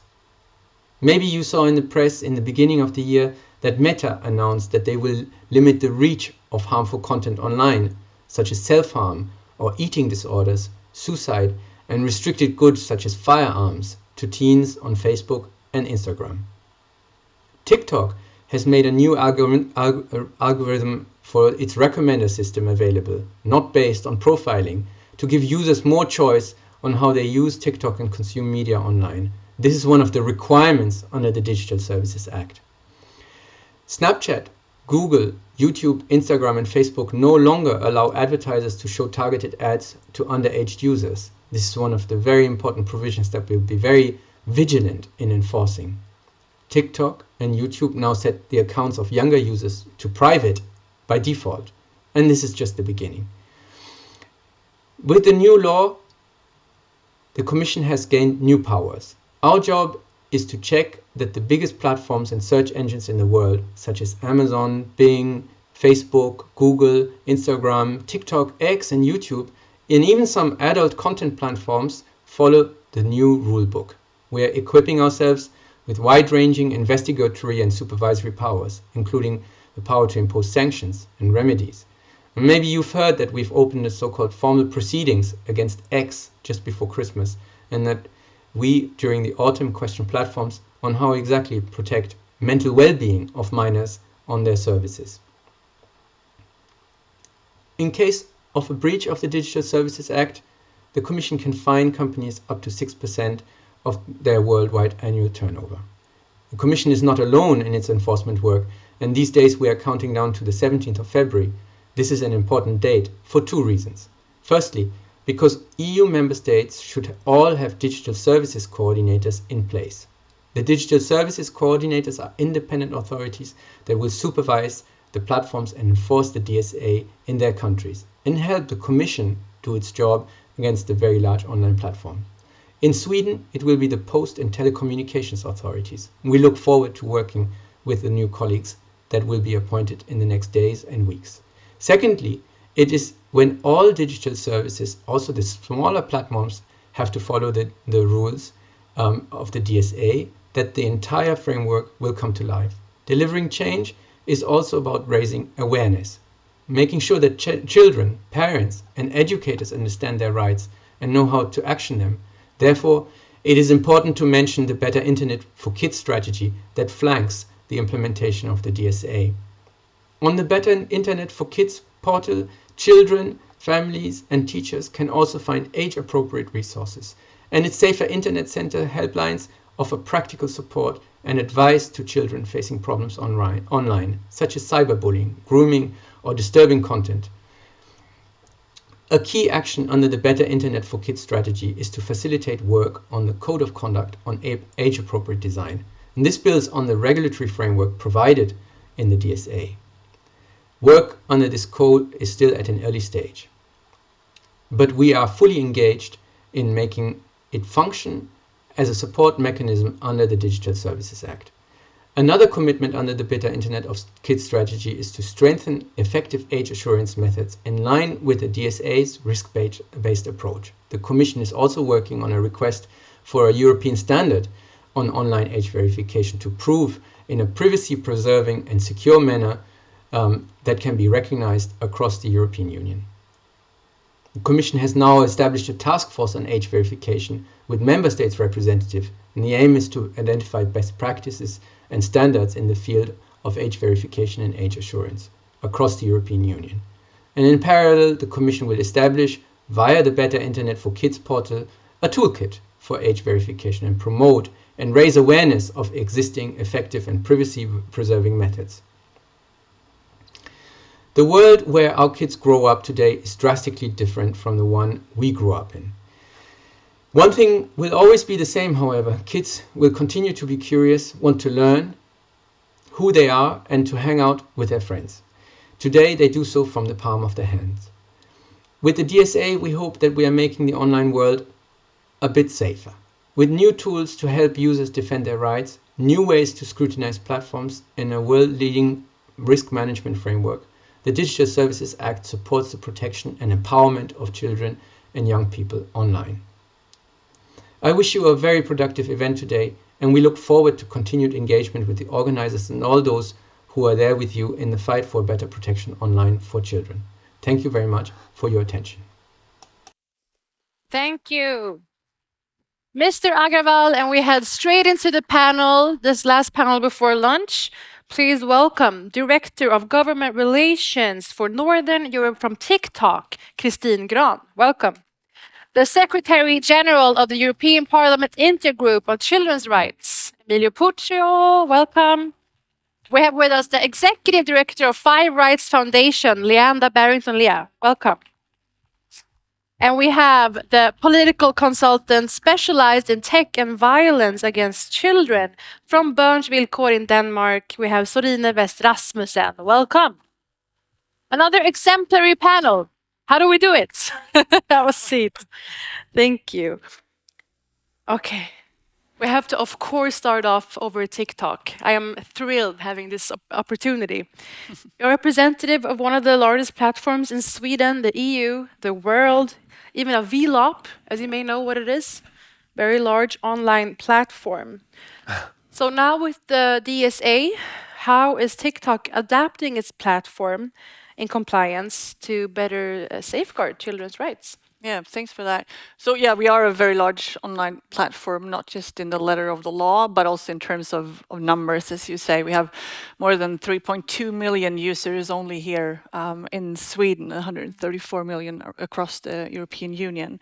So maybe, and I think maybe to this audience, we're a bit less known than some of the other platforms still. So I'll just, you may allow me take a few minutes to talk a bit about what we are. It's an entertainment platform. It's a 13+ experience. And an expert, it's fine. Maybe, yeah, hopefully. Yeah. But like Baroness Kidron said before, if you treat everyone the same, you treat everyone the same, right? And that is actually a very important. How do you plan on applying to the DSA? Yeah. No, but it's important, right? Because you need to segment the users. And when it comes to keeping the platform safe, like all platforms, we have rules, we have moderation in place. We have more than 1,000 people that worked on the DSA implementation that we're already in compliance of, given that we are a very large online platform. But I do think that the kind of the one key thing that is part of the DSA, but also very much part of this conference, are the partnerships that we also need to have in place. We need to work together because there's the letter of the law, like Finn talked about before, but that's not enough. And many of the measures that are in the DSA are also measures that we already have in place and that we're strengthening further in terms of transparency, in terms of giving more control. But we can't stop there. We have to go further to make sure that everyone's safe on these platforms. And from Børns Vilkår of Denmark, we have Sorine with us. What issues have you observed that require the most attention and action in this context?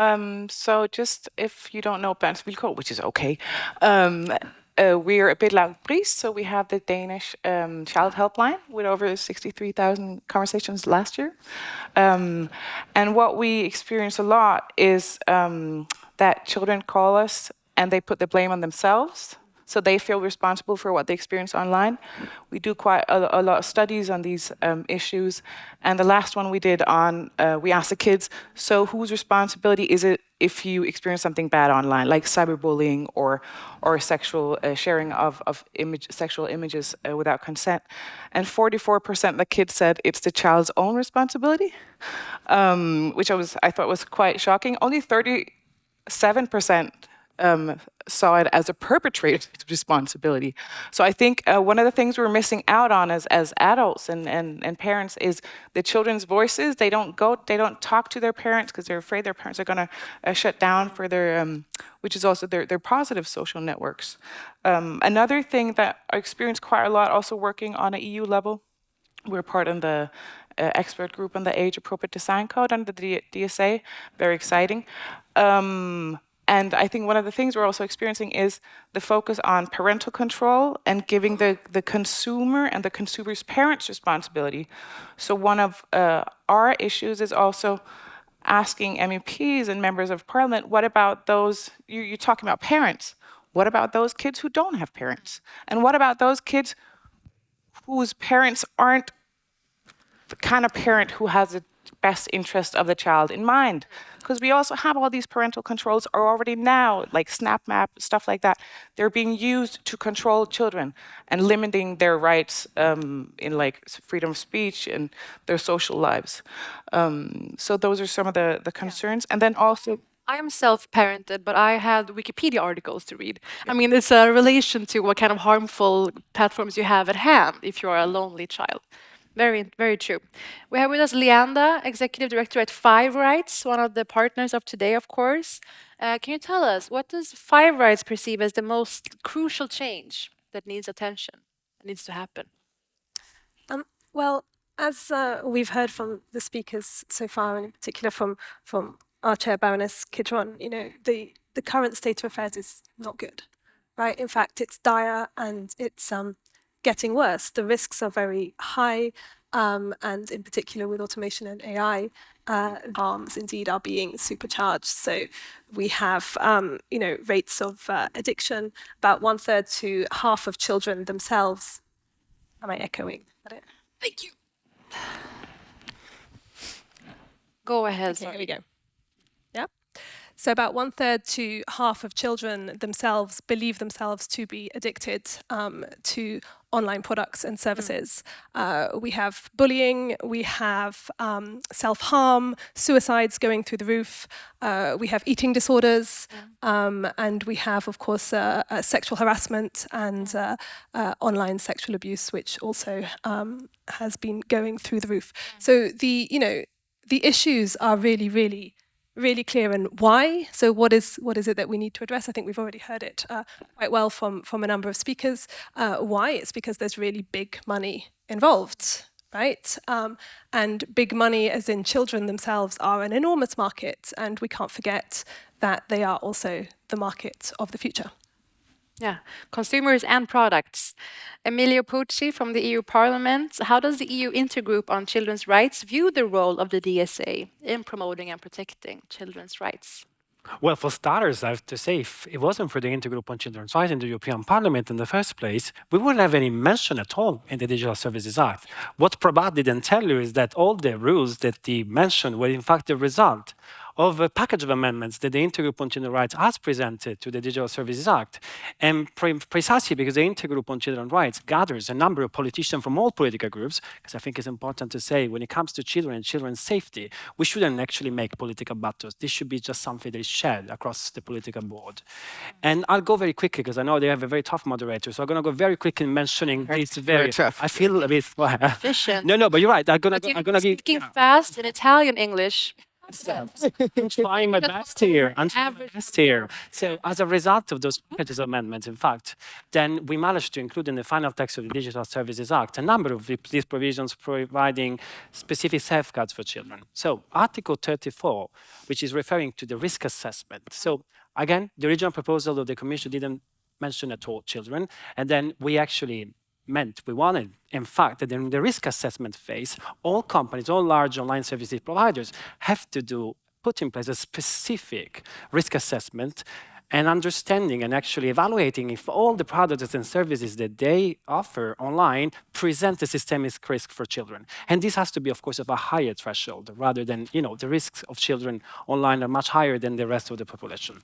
Then in the Article 35, when it comes to the mitigating measures, we also pushed the European Commission, and then we managed to include it in the text, that in fact, once they identify that there is in fact a systemic risk, and come on, let's be honest, basically every service online provides risks for children, then in this case, they will have to put in place mitigating measures such as age verification tools, but also other ways of easily, in a child-friendly manner, reporting the risks and the harms that they face online. So just very quickly to say, I think this is really very much revolutionary. We're actually observing a paradigm shift. We're actually shifting the burden of the proof on the users, on the children, onto the online services providers. Also, because don't forget that the children and victims in general should never bear the burden of the proof in the first place. So consumers, victims, and products, which brings us back to TikTok. Christine, we mentioned addictive, deceptive design previously. What are some measures you're going to have in place to make that not as harmful for children? Yeah, I don't obviously agree with that kind of point de départ, but as a very large online platform, we're already in compliance with the DSA. That was already in the fall, and we've answered to a number of requests for information from the Commission to kind of further describe what it is that we do. And again, even if all the platforms were to comply with every single letter, or we are obviously going to comply with every single letter of the DSA, I don't think it's enough. And I think what we need to think about is also how we can use the powers of these platforms in numbers, because there is power, right? Let's all agree on that, in a positive way. Just to allow me to give one concrete example, please. The minister gave a task to BRIS, the Key Minor Safety Organization here in Sweden a while back, to educate children about the fact that they can reach out to BRIS in case they are at risk of being pulled into criminality. And we have a close and long-standing partnership with BRIS, and we could partner with them and make sure that that campaign was adapted for TikTok native.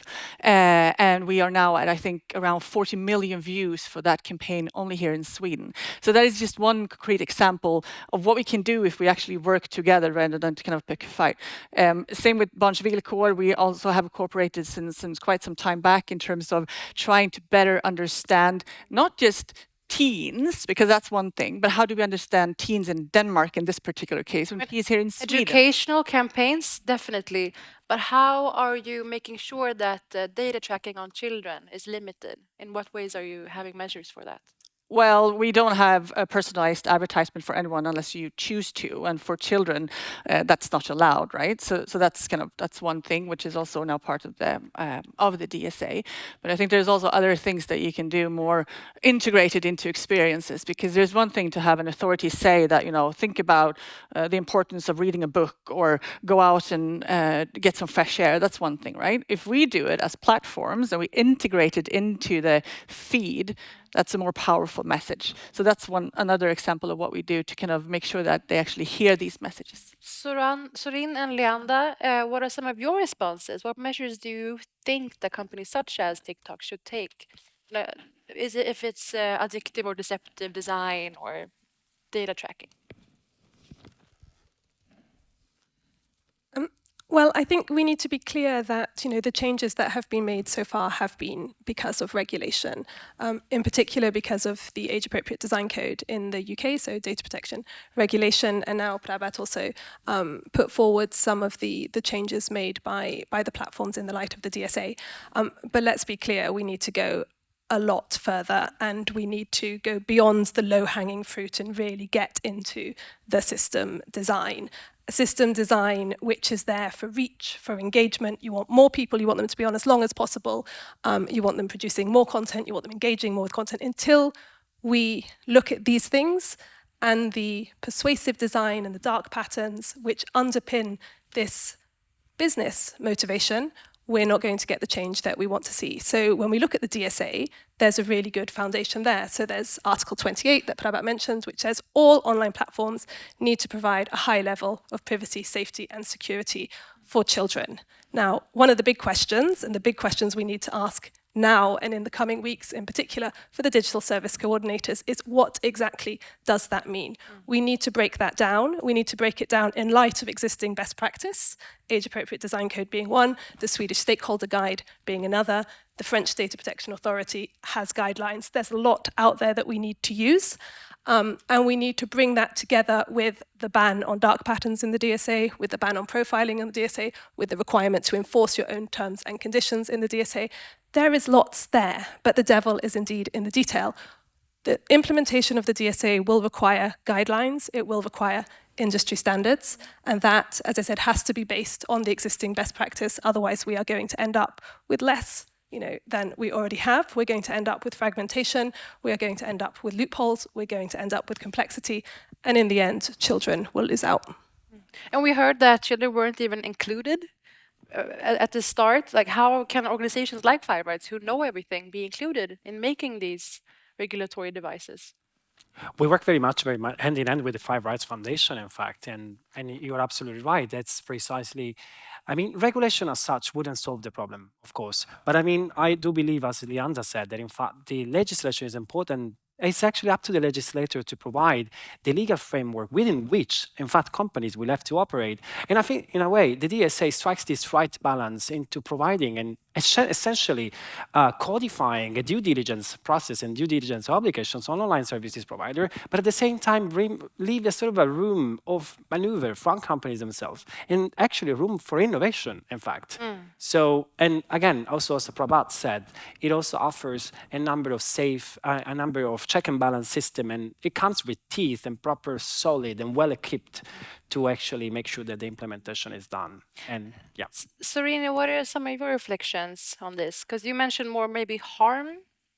So regarding the DSA, which I just love, invited to a conference in Stockholm to talk about my favorite piece of legislation. I don't know how many people have favorite piece of legislation, but this is mine. Happy to hear. Some of the challenges with the DSA, is definitely that there is the 45 million user limit. But as you all know, kids are faster and more curious than the rest of us. So they were the ones who came on TikTok, on Snapchat, and all these things. So before you actually reach 45 million users, it's independent of like how many of them are younger or are kids. We were hoping that it would have been maybe, 3 million children who are users to like limit it a bit. And then another challenge is also that I think from what we experienced, the view of the child is very different in Nordic countries compared to some other countries, where we see the child is very independent and they should be able to make it independent of who their parents are. Whereas in some other countries, the child's rights is very, very ingrained into the family structure. And I think, thank you for taking up how much hateful content you remove from YouTube, but we are, I can say that as a Dane, we're a tiny country with a tiny language, and Sweden and Norway, you're more or less, we're in the same boat. So I think regarding implementation of the DSA, I think the Nordic countries need to get closer together and collaborate much more to make sure that this perception of the world and the child's rights is also included. So regional cultural differences. Emilio, what? Yeah, if I may add to that, because I felt kind of put in question in this regard, I do agree with some of the limits of the Digital Services Act, and I promise I'm not going to go into details to that, but I think it must be said as well, the Digital Services Act offers a general overview of what are the risks and harms online, but for those very, for instance, egregious, you were speaking in your first introduction about, for instance, child sexual abuse material. For these very egregious and very flagrant and very horrific material and very harmful content, there is another sectorial piece of legislation which stems from the Digital Services Act, and I'm talking about the proposal for regulation to prevent and combat child sexual abuse. Like I said, I'm not going to go into details because that would take so long, but just to say that in that case, the threshold is much, much lower. It's not the 45 million users, as you're saying, and then, precisely in light of this very horrific crime. And how do you plan to collaborate with regulatory devices for this implementation and safeguard the children's rights at large? Yeah, so again, as a very large online platform, we have regular dialogue already with the European Commission, and have responded to a number of requests for information, and also with the Irish Media Authority, but also obviously we're looking forward to having national dialogue in all of the member states. But again, like MEP Lega said before, legislation is slow and kids are fast and the devil is in the details. So I mean, at some point we also need to go beyond the letter of the law, right? Because that's never going to be enough. And I think we all agree on that. Everyone who wants to do right and everyone who wants to have like a long-term sustainable business model and platform has an interest in actually finding these partnerships and collaborations. Sorine, what are some of your thoughts or concerns regarding this implementation of the ESA? That is looking at the children's, there's this concept of conflicting rights, that you have different human rights, and some of them, you have to prioritize some of them sometimes, right? So one of our concerns is also that in our eagerness to protect children through, legislation, where adults sit and write EU legislation, which is, pretty tough to understand to begin with. We forget that children also have, not only the right to, be, protected from harm, but they also have the freedom. They have freedom of speech. They have a right to privacy. They have a right to gain and find information. And social media is especially where young people find information. So I think in our eagerness to try to protect and shield children, they will find a way. So instead of trying to shield them from the amazing swimming pool that is the internet, we might as well learn them how to swim, and then also put up guardrails so they can actually get up again. So, but the whole age differentiation, which is something I could talk long, but Please do. We're just waiting for lunch. Yeah, no problem. Is something that we're very focused on. Conflicting rights, Leanda. What is your response to that? How are we supposed to tackle that? I think, first of all, there's a baseline. There's a baseline of privacy, safety, security. And here I would just emphasize that under the DSA, that applies to all online platforms, all big or small, no matter how small you are. You still have to ensure a high level of privacy, safety, and security. And that's what I mean, that there, the detail is not yet there yet. And they're, looking to you, the national authorities, to get that detail there fast and right. When it comes to broader children's rights, you're right. And this is where the DSA is quite interesting, because for those 45 million plus those very, very large online platforms, there is the requirement to assess and mitigate any risks to the rights of the child. And as Sorine just said, and Sonia emphasized a lot before, the rights of the child are diverse, they're interconnected. You need to balance them against each other. And of course, that is part of a provision which is for broader respect of fundamental rights. So you also need to balance against the rights of other users. But based on the Convention on the Rights of the Child, signed, ratified by all the member states, most widely ratified convention in the world, the best interests of the child must be a priority. So yes, you have to balance. And of course, this is where, again, it comes to the enforcement and the regulator. How are you going to balance that? You need to balance that somehow, but always prioritizing first the best interest of the child over the rest. Christine, can you tell us how you prioritize that, the convention? as Leanda. Well, that's a billion-dollar question. No, as Serena said, I mean, there are always balances: privacy, safety, freedom of speech, and I think it's also dangerous to do it kind of on a aggregated level because there's also individuals at stake, right? And even though we remove 96% of the content proactively that breach our rules, even though we have more than say 96%. Yes, proactively, thanks to moderators and AI in combination. That means still that 4% is a lot. Given the volume, right? So we always have to do better. And as long as there's one child at risk, that's not enough. So, I mean, this is a constant struggle where, again, it's so important that we don't kind of lean back and say, okay, we have the DSA now. So, as long as we comply with that, that's fine. That's not enough. Leanda, do you have some, dream, best case scenario, what would be some recommendations or incentives put in place tomorrow for this cause, children's rights online? Well, it depends who you're addressing, but I would say the incentive to companies is that, this is about trust, and now this is an issue. And children, as Sonia was saying, don't trust. They don't think, they don't trust that companies are not using their data in ways that they shouldn't. Parents do not trust. Parents are freaking out, right? Like more than 90% of parents, say this is an issue. It's the biggest cause of family conflict, and we feel powerless. So this is not a good environment, to take your products and expand them. So I would think the incentive there, I think, is there for companies to do better in order to have a future market among discerning customers. The incentive, I think, for regulators is 100% clear. We have a moral and ethical, a regulatory duty to do this. Any final remarks? I would like, no, as I was hearing some of the comments before, I just wanted to briefly comment on something. I do agree with what Sorin said. I mean, we don't have to think of children in a very patronizing way. But at the same time, I think it is fair to say, as Elisabeth Dolin was mentioning, that, children are here and now. And at the same time, it's important to say that the business model of the online platforms itself, it's in fact based on generating more interaction and recording every single aspect of our life. And I think it's fair to say that the effect and the impact that this has on children and their own choices and their own possibility to make informed choices is completely different than adults. So again, I agree with you, not a patronizing way, but we do need actually solid legislation in place to tackle this very business model. And just last but not least, shouldn't be necessarily up to the online companies themselves.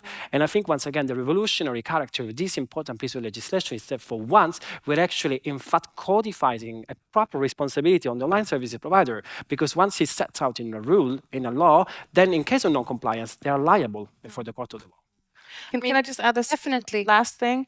I think it's very far from the EU Parliament and then to like a children's room. We don't have kids who call us and they're like, so I was browsing through the newest legislation from the EU, and I found that, article something in the Digital Services Act, I believe my rights have been breached. So I think there's a big difference between what's going on for children and just knowing the basic criminal code. Children don't know that, right? And then what we're trying to do on an EU level. So I think we have to also just not forget that if kids are not empowered, if they don't know that these rights are there, if it's too difficult to report stuff online, they won't do it and they will turn the shame towards themselves, whereas the shame for these things should be on the perpetrators and those enabling them. Mental health issues are rampant, definitely. So we've been able to secure children mostly from gambling, maybe drugs. Not so much gambling. Tobacco, a little bit. Yeah. But this is still a prominent issue. With that, we conclude our panel 2 or 3. Maybe you may remain seated. Thank you all for your participation. This exemplary panel, once again, I hope you all just form new solutions and collaborations from getting to know each other today. And thank you to all the panels and speakers so far today. And thank you to the audience.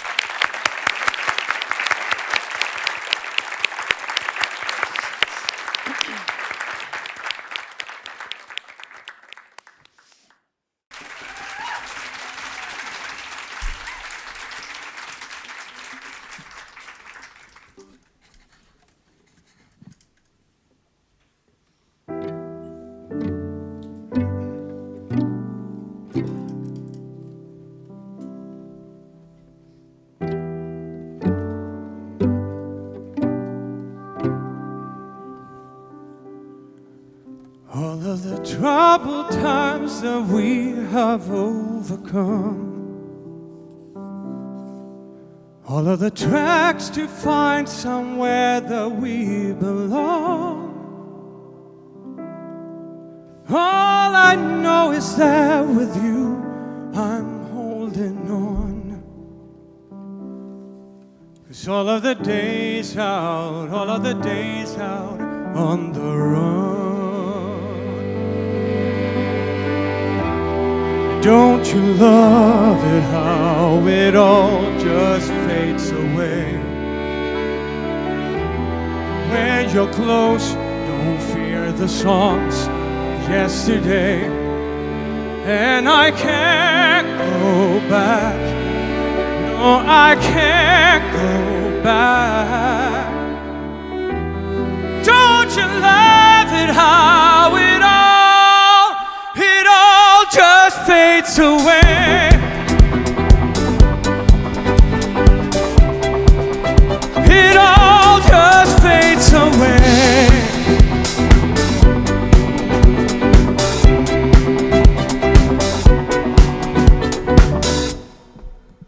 All of the tracks we traced, we raced to reach the sun.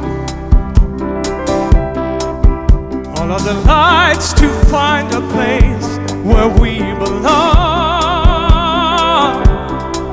All I know is that with you I'm moving on. 'Cause all of the days out on the run. And I can't go back.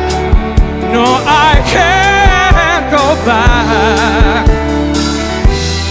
Don't you love it how it all just fades away?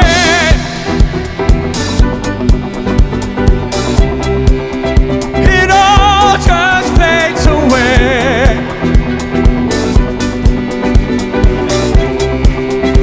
It all just fades away.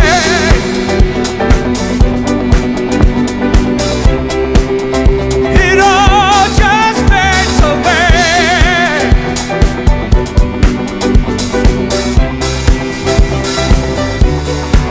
And I can't go back. No, I can't go back. Don't you love it how it all just fades away?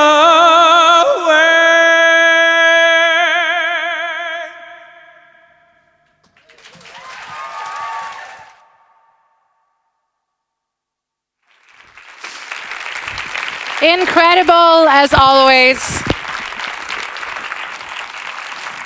Thank you so much to Lucas Kruger once again and the band. Beautiful. And Lucas, this was of course Avicii with Fade Away.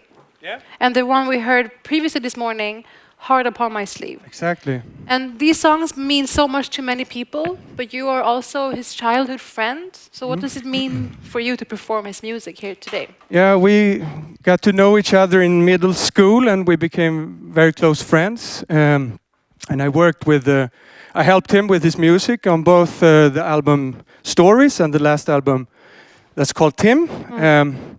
And both Fades Away and Heart Upon My Sleeve is from that album. And it means a lot to me to sing his music. I miss him very much. And when I sing these songs, it feels like I have a connection with him in a sort of way. Yeah, yeah, we it's all beautiful. do. Very, very. And thank you.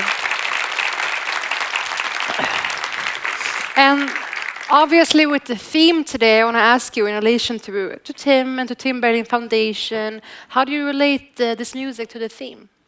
Well, I mean, we're all concerned about the development of social media and how it affects young people. I feel very affected and I can't imagine how hard it must be for the young people with all the impressions and information all the time, you know.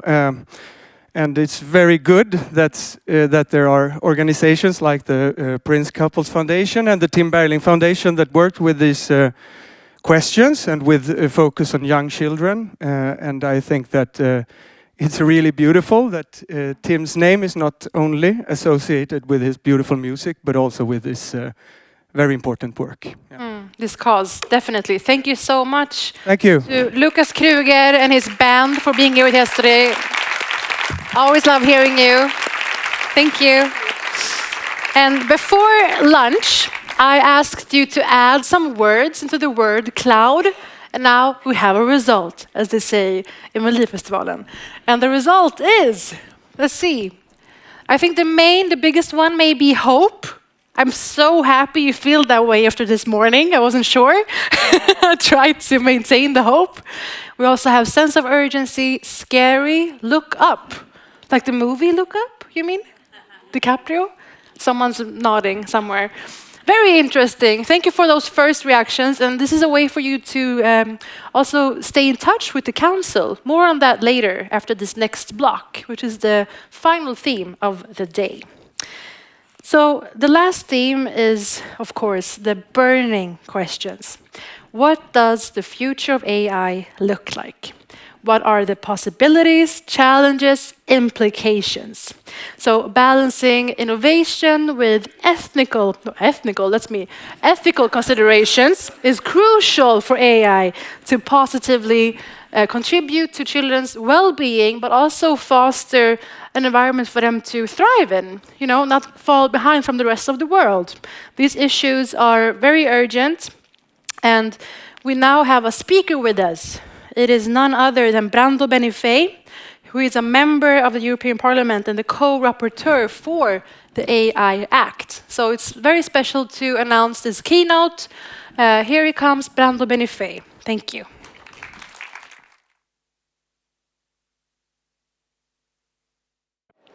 Your Royal Highnesses, Minister, dear guests, I'm really happy to be able to give a little input to this great control rights initiative.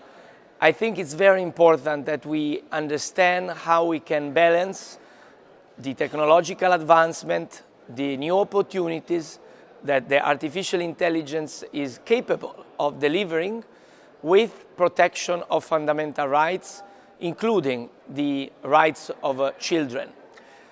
That's why this legislation is proposing a code of risk reduction that will not be recommended only, it will be mandatory. We want to reduce risks and in this way create more opportunity.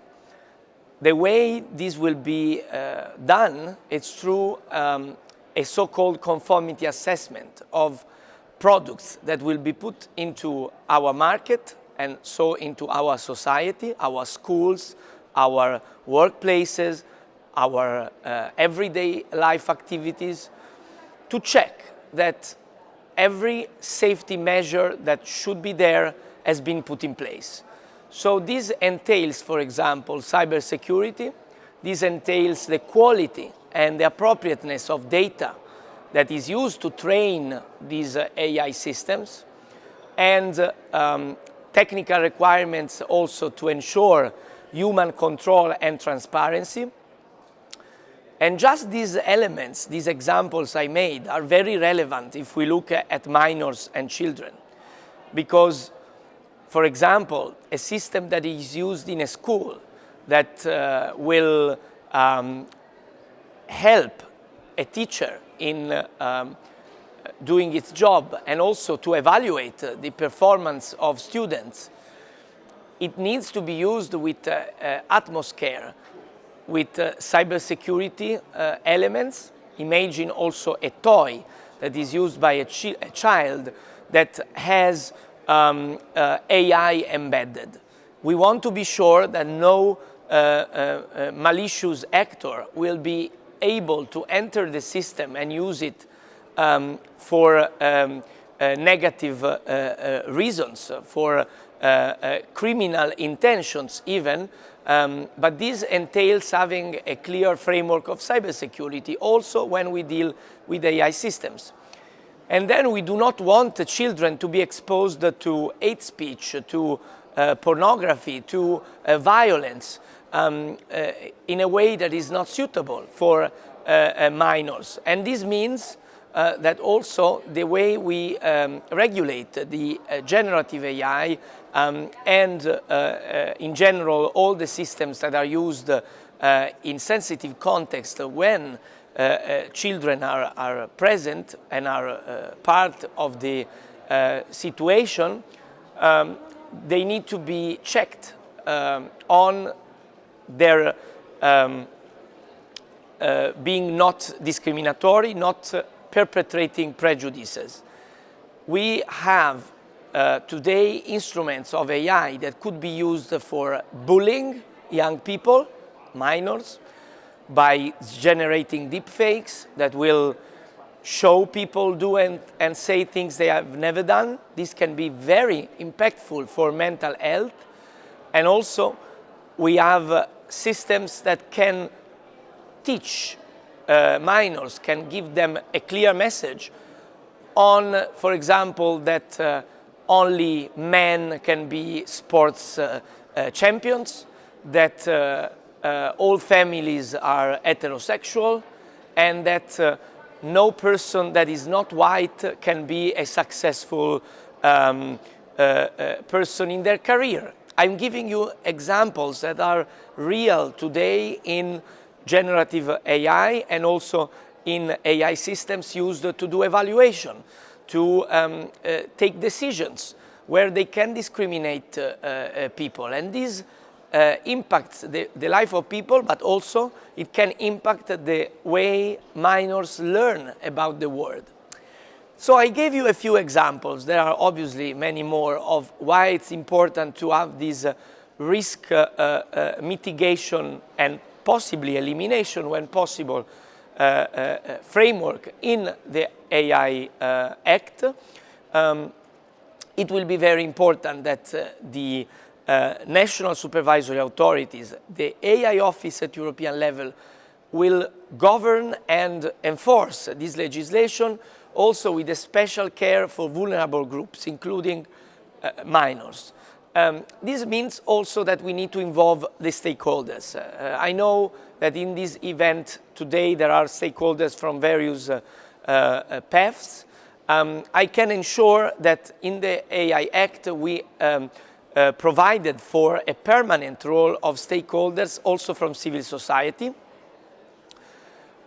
because we think that they need to be involved in many of the steps that will be taken to make this law a reality, not just a piece of paper, but something that works. This means that to determine certain specifications on how the standards will be developed and how the law will need to be applied and how it should be updated on some aspects in time, this will entail a permanent role of stakeholders. This was the fight of the European Parliament. And we will monitor that this is applied correctly, because we need the inputs from experts, from academia, from civil society that is organized, not just from business, that has already a clear and strong voice on the table.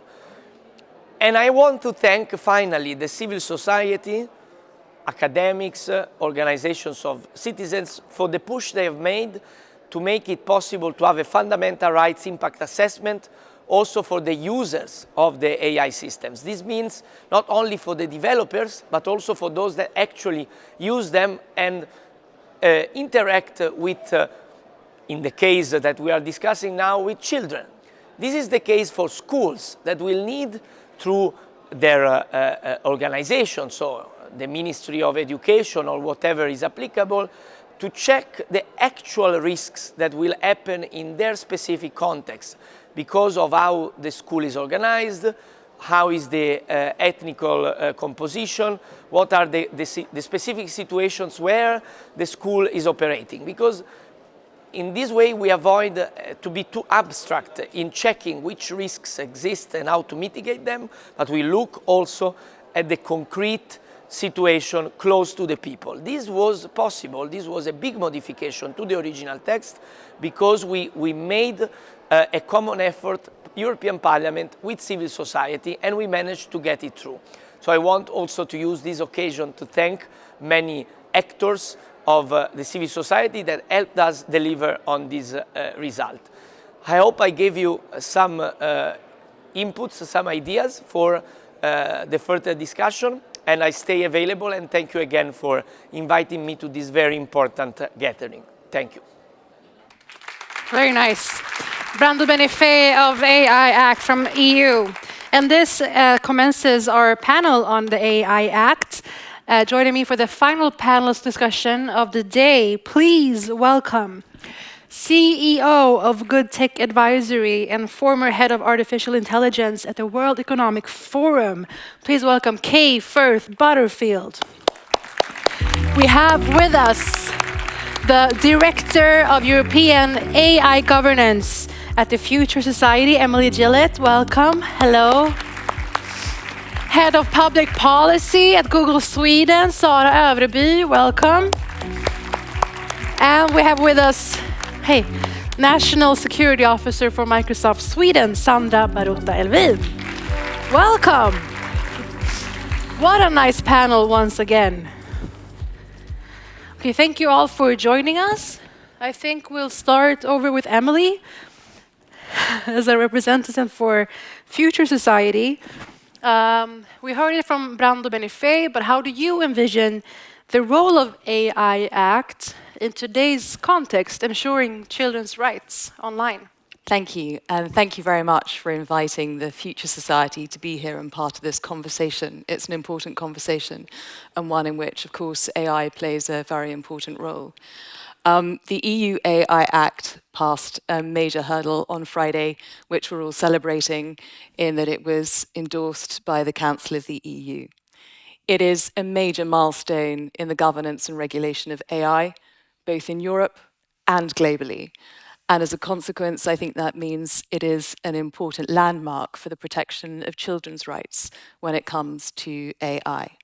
The importance of children's rights was recognized right from the outset in 2021 with the first draft of the EU AI Act. And we see in the current version that the UN Declaration on the Rights of the Child is also referenced. That's in the recitals. In the operative parts of the EU AI Act, we see legal obligations imposed on the players, the big players in the AI ecosystem, be it in relation to prohibitions, be it in relation to the regulatory system for high-risk AI systems, or be it in relation to general purpose AI. I can give some examples. So, for example, you can't use AI systems to infer emotions in schools. There's going to be a ban on manipulative AI. These, I think, are really important aspects in the way in which the law is taking a step to really protect children's rights. And we'll elaborate more on this, of course. I have with me Sandra, as I said, National Security Officer for Microsoft. Many services and platforms, but Xbox, to name one important for this context.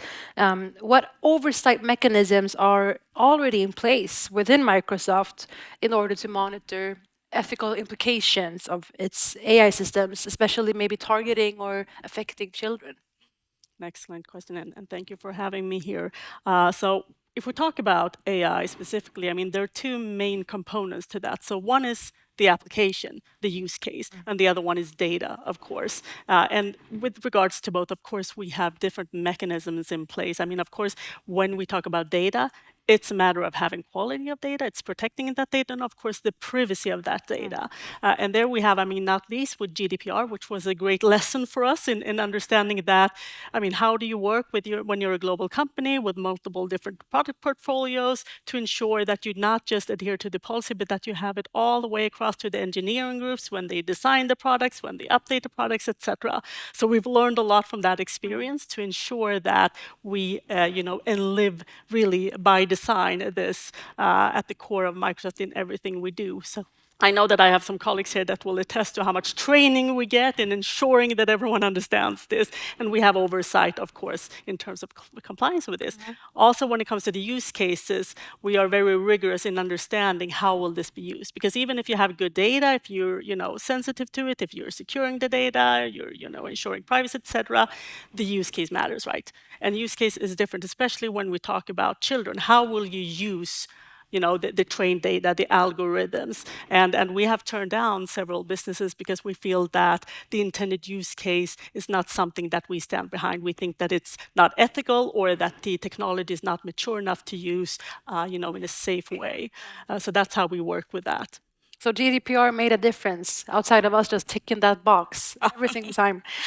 Sara from Google, another big AI player. How does Google plan to enhance the transparency and explainability of algorithms, maybe especially those affecting children? I think that looking at AI and children, I know that many in this room share with me also an excitement on what AI can actually do to bring a brighter future for us all, but also our children going forward. And we see the many, many opportunities that AI can bring within solving for climate change, helping us cure diseases, or just advance science, which we desperately need to come forward. But so what do we do then with all of these amazing opportunities? If we see that they are there, we also really, really need to make sure that we use this AI, which is a terrible term, actually, in a responsible way. But so how do we do this? And to your question, I see that we have a global momentum around AI and how we want to use AI. At first, we were a bit frustrated even that we started to discuss how we were going to use AI before we actually used it, so we didn't really know. But I think now development of the technology and actually the discussion, they are coming together. We see great advancements, and those advancements requires all of those important discussions going on. So they take place on several levels. We have the internal discussion. Google's AI principles from 2018 apply equally on adults and children. And one of the principles is not to break or provide products that break internationally recognized norms or human rights laws, including children's rights. That's one very important part. And when we've done those principles, we adjust our products and we develop our policies. So the principles is the foundation for us. But the principles is also the testament to we're not waiting for legislation. The AI Act had a milestone on Friday. The UN is discussing the framework, OECD, G7. White House has an executive order. And in the UK, we had a safety summit. And in all of these occasions and arenas, we and many others are convening to, from various aspects, discuss and define how to make this. Do you agree that there is a necessity to enhance the transparency and explainability on your algorithms? Absolutely, and I think we commissioned a special initiative for that, the Digital Futures Initiative, which means that we will cooperate with different actors in society, not just industry, but academia and civil rights organizations and others, and with governments to just make sure that we get all the facts that we need on the table and that we can progress the right questions and the right challenges. Emil, you get to respond for the both of them. I see you're ready. But let's just bring Kay into the conversation. Thank you for coming all this way to be a part of this day. We really appreciate it. How do you envision the role of the AI Act in ensuring the rights of children? Well, first of all, I think that it's absolutely wonderful that we're actually finally having these conversations. As someone who's been trying to have these conversations for the last 10 years, it is wonderful to be sitting here talking about AI and children, and actually having passed the EU AI Act. What a great progress that is. Because although we've been talking about online safety, actually AI is going to cover every aspect of our lives, and therefore every aspect of our children's lives. So one of the things that I think is most important is that we take time now, and it's great to be here now, and say, what is the future that we want to look like in 2050? And then build to that future. And the AI Act is one of the tools that allows us to build to that future. I've also been saying for a long time, let's stop beta testing on our kids. And the EU AI Act allows us to actually stop that happening. And when I talk about, this is momentous for our children, because it's not just now the large players, the large AI players, but it's also it's also in our education, it's in banking, it's in healthcare, it's everywhere. And the EU AI Act will allow us to protect our children across all those different places in society. Do you want to name especially a few factors? We heard about data previously, maybe, or the Yeah, business model. sure. So, one of the things that I've worked on a lot is toys, smart toys for children under 7. And one of the things that, particularly in the global north, we're pressed to buy an AI-enabled toy to help our children get ahead because it will educate our children. But what we don't know is where that data is being going, who's collecting that data, what our children are actually being educated in, because it doesn't come on the box saying, and they will learn this. We don't, often they use facial recognition technology. Often they use chatbot, because obviously the child talks to the toy. That's apparently a limited risk in the EU AI Act. I think in this particular case, it's actually a large potential risk. We can see a clear application of the Act. Absolutely. Very nice. When you mentioned AI and excitement, I saw something within Emily that's wither. Do you not share that excitement? Or what kind of considerations or concerns would you want to add to that? I don't want to misrepresent myself. I am excited by many of the opportunities of AI. Indeed, one in the week when I suddenly realized that AI was going to be a really pressing concern for society.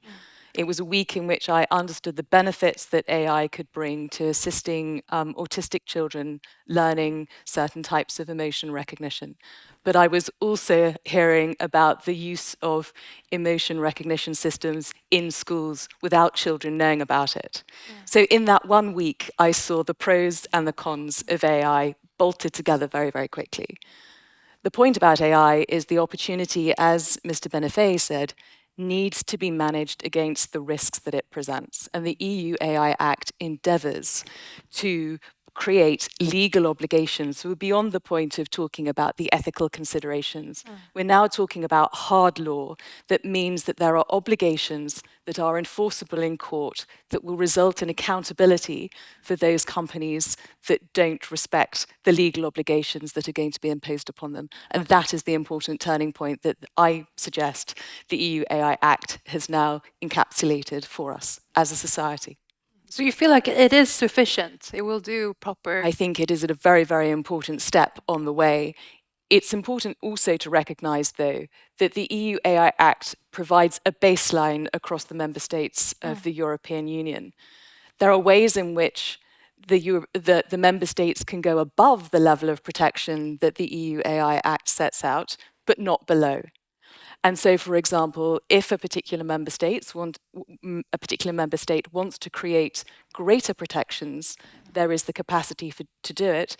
But the EU AI Act is the safety net baseline.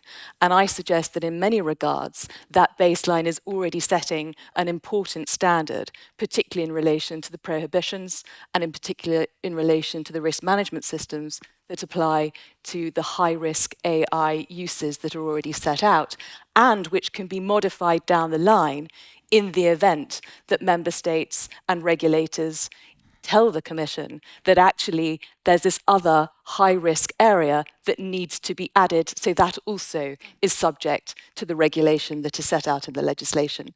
So it's a baseline now, but there is scope for it to move with the state of the art as the technology changes as well, so it can be responsive. And I think that's an important aspect of what is being built into this piece of legislation, and why it can be successful. Sandra, we spoke earlier about safety by design, actually building in a system that is for children's safety. Can you tell us, in this context, some measures Microsoft have across platforms, and what are some ethical risks you see with AI that you are trying to avoid? I mean, generally, of course, most of our platforms that we have, where we have our own AI systems, are for specific use, like commercial use, but also, of course, we have a Bing Chat, if you've tried that, built on ChatGPT. Sure have. Probably. We have some other platforms. We are, enabling business or even, public sector organizations to build their own AI systems on our platforms, of course. And in there, of course, we need to ensure that not only us ourselves, look at the ethical implications, but also that our users, our consumers of these, do that in acceptable use, etc. And I mean, there's no such thing as technology to solve it all, right? It's people, process, tools. You have to look at the whole thing, not just having policies in place, not just having legislation even. So we're also looking, of course, in educating why we have these, not just enforcing. One thing that we've seen talking about enforcement, and if you look at AI Act, one of the challenges we have, not least in Sweden, but also globally, I would say, is that when we're talking about these new directives, and we've seen that also with GDPR, is how to enforce them. And I think someone before said that this is, with the DSA, this is the bare minimum, and I agree, because legislation is slow, technology is fast, so we use that as bare minimum. But even so, one of the challenges we have is how do you enforce it? I mean, who defines what is right? Because we have different cultural values. So what is ethical in one country might not be in another country. So that's one of the challenges as a global provider, of course, that we're dealing with.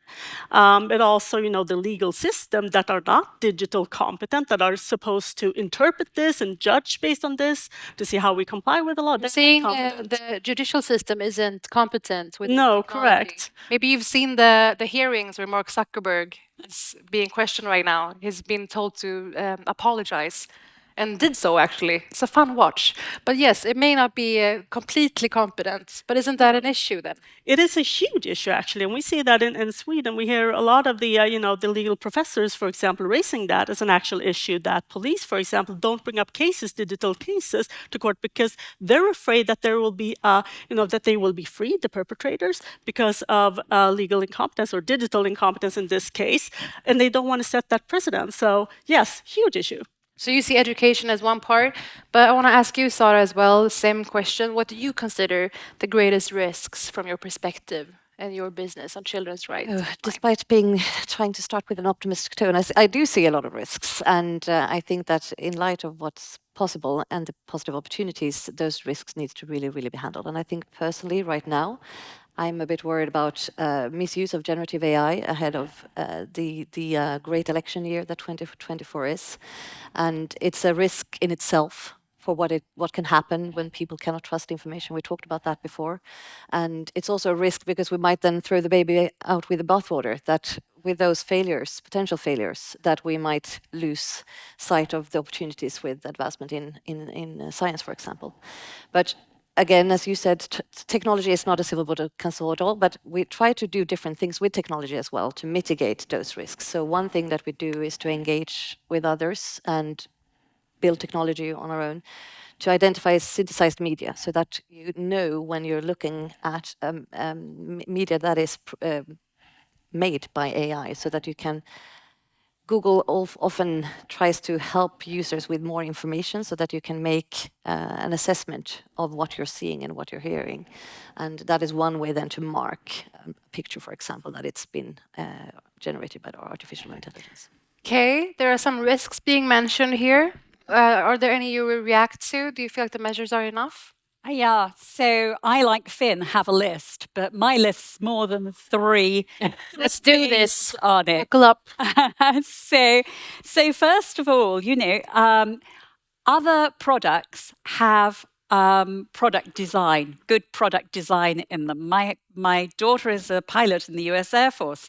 The aviation is a great model for the fact that there are harms that we know about, and you can design away a number of those harms and make things safe. So we should be saying on all AI product, okay, so how have you designed this to make it safe, particularly for children? And that includes transparency, it includes bias. But I think also, companies, and we're not just talking about the big IT companies. We're talking about all companies now that will be using AI. They need some incentives. So we need to be showing that responsible AI, behaving responsibly, doesn't actually adversely affect their bottom line. And although that's not a sentiment that lots of people want to hear, it's true. If we're going to bring people into line, we need to show that they can make money. And there are lots of great examples of that, not least keeping your customers and keeping your customers happy. I think that it's also important that we enable our children to understand the social context of AI so that, again, going back to the toys, if you're playing with a toy that never says a harsh word to you, and then you go to school and there are all those horrible kids who make you cry, I remember school, yes. We need to bridge that gap. We need to. So you mean the toys also have to imitate more real communication? Or we need to limit the access to toys so that we actually socialize our children in a way that they understand the working with other human beings. Because we are actually training our children now, and we can't get away from it, that once they're in the workplace, they will be working augmented with AI. And so helping them learn how to use AI wisely at this stage is excellent. So that means changing the curriculum, which means thinking about critical thinking and analytical thinking, and not just training people to learn facts, because frankly, the AI can do that better than us. And I've got others, but labeling deep fakes, which actually Meta's ethical board came out with yesterday. But I mean, when Twitter, Facebook started labeling certain sources as disinformation, that only caused people to be even more intent on believing those and yelling alternative facts and. Well, indeed, and we can't solve for all problems, but at least labeling a deep fake as a deep fake is an important step forwards. And also, I think there's the issue around hallucination from generative AI. Generative AI lies competently and lies constantly. People don't. We tell fibs. But we don't, unless we're sociopaths or psychopaths, tend to keep saying the same lie all the time. So helping our children and helping our parents now have the education, not to put the burden upon parents and children, but unless we are all educated, unless as citizens we all have our 101 on AI, then I don't think we can hope to counter some of the problems that are coming our way. Thank you so much, Kay. I was saying that our children now, they will have a workplace where AI is augmented into their workplace. Very interesting. Emily, do you wish to follow up? We heard about disinformation, enabling children. Yes, a message or a word that's come up throughout the day is transparency. It's one of the ethical guidelines that the EU put out as part of its construct towards trustworthy AI. But the way I see transparency in this particular dynamic is about redressing the imbalance between those companies that are producing AI and child users of AI. It's about redressing the imbalance, and I think the EU AI Act is a way in which there is potential to redress that imbalance. And I would like to see going forward the collaboration between civil society, between the Commission, between AI providers and deployers that continues to strive to break down that imbalance so that we can be safer and more confident using and allowing children to use the AI tools that are available to them to make their lives better.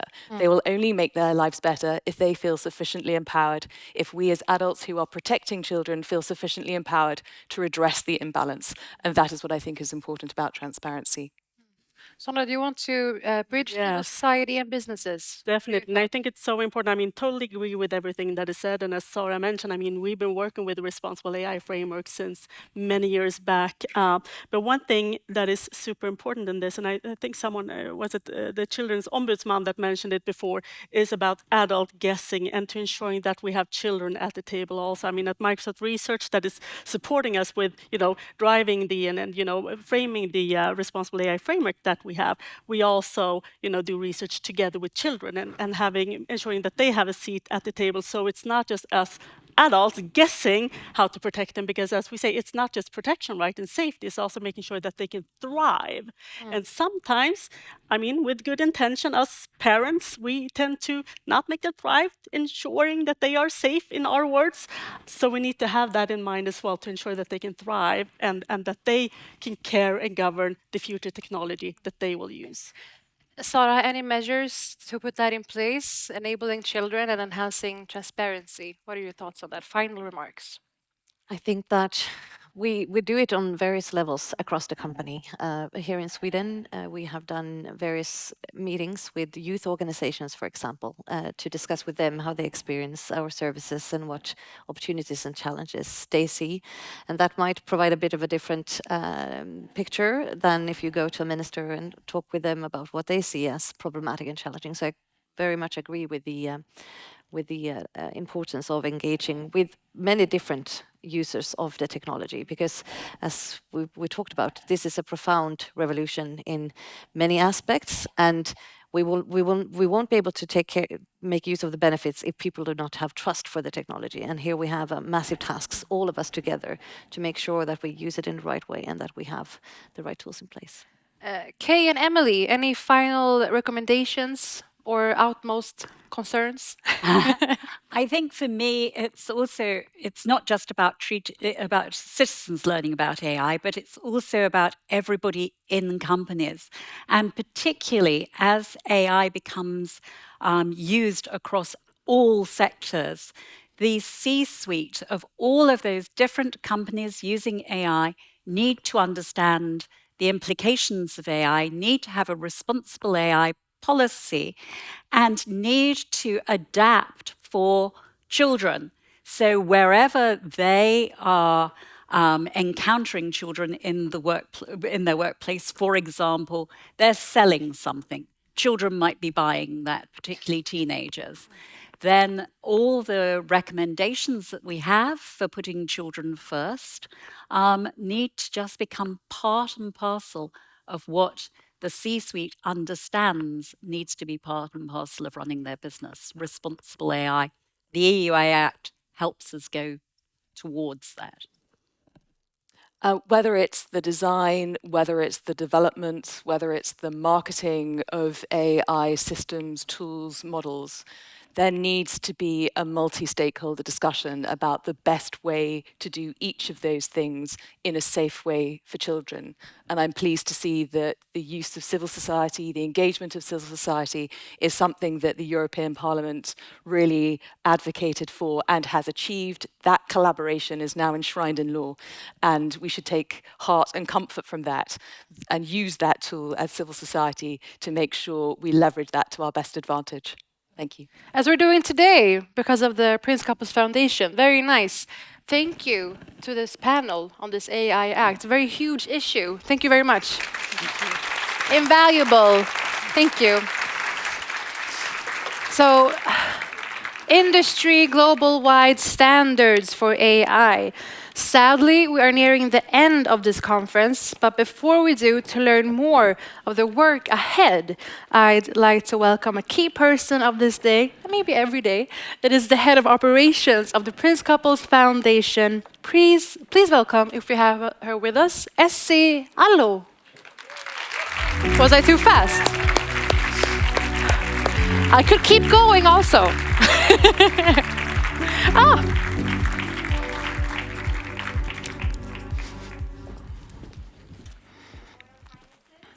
Ladies and gentlemen, I would actually like to start off by inviting our next, well, not panelists, but guests to the stage, if that's okay with you. So please come take a seat. Thank you.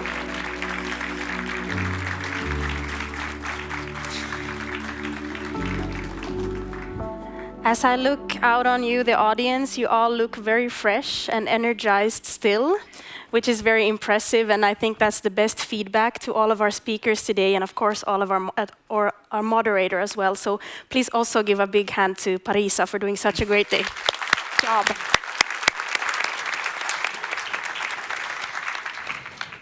So I'm guessing that all of you now are sitting there wondering about the next steps and what we are going to keep doing after this conference, and that's kind of the main goal of this conversation and what we want to talk more about. And something that we've initiated at the Prince Couples Foundation is the Control Rights Council. And this is a multi-stakeholder collaboration that emphasizes dialogue, but also knowledge exchange across various sectors. And a few of the participants of this council are our enabling partners who I've invited here, just to say a few words on what we're going to do going forward. And also to talk about kind of the concept of the council, because this is a diverse group of stakeholders that ranges from everything from commercial companies to research institutions, government agencies to nonprofits. So it's a very unique kind of group of people meeting and coming together to discuss and also work for change. And of course, all of us are united in our goal to improve children's safety in a digital future.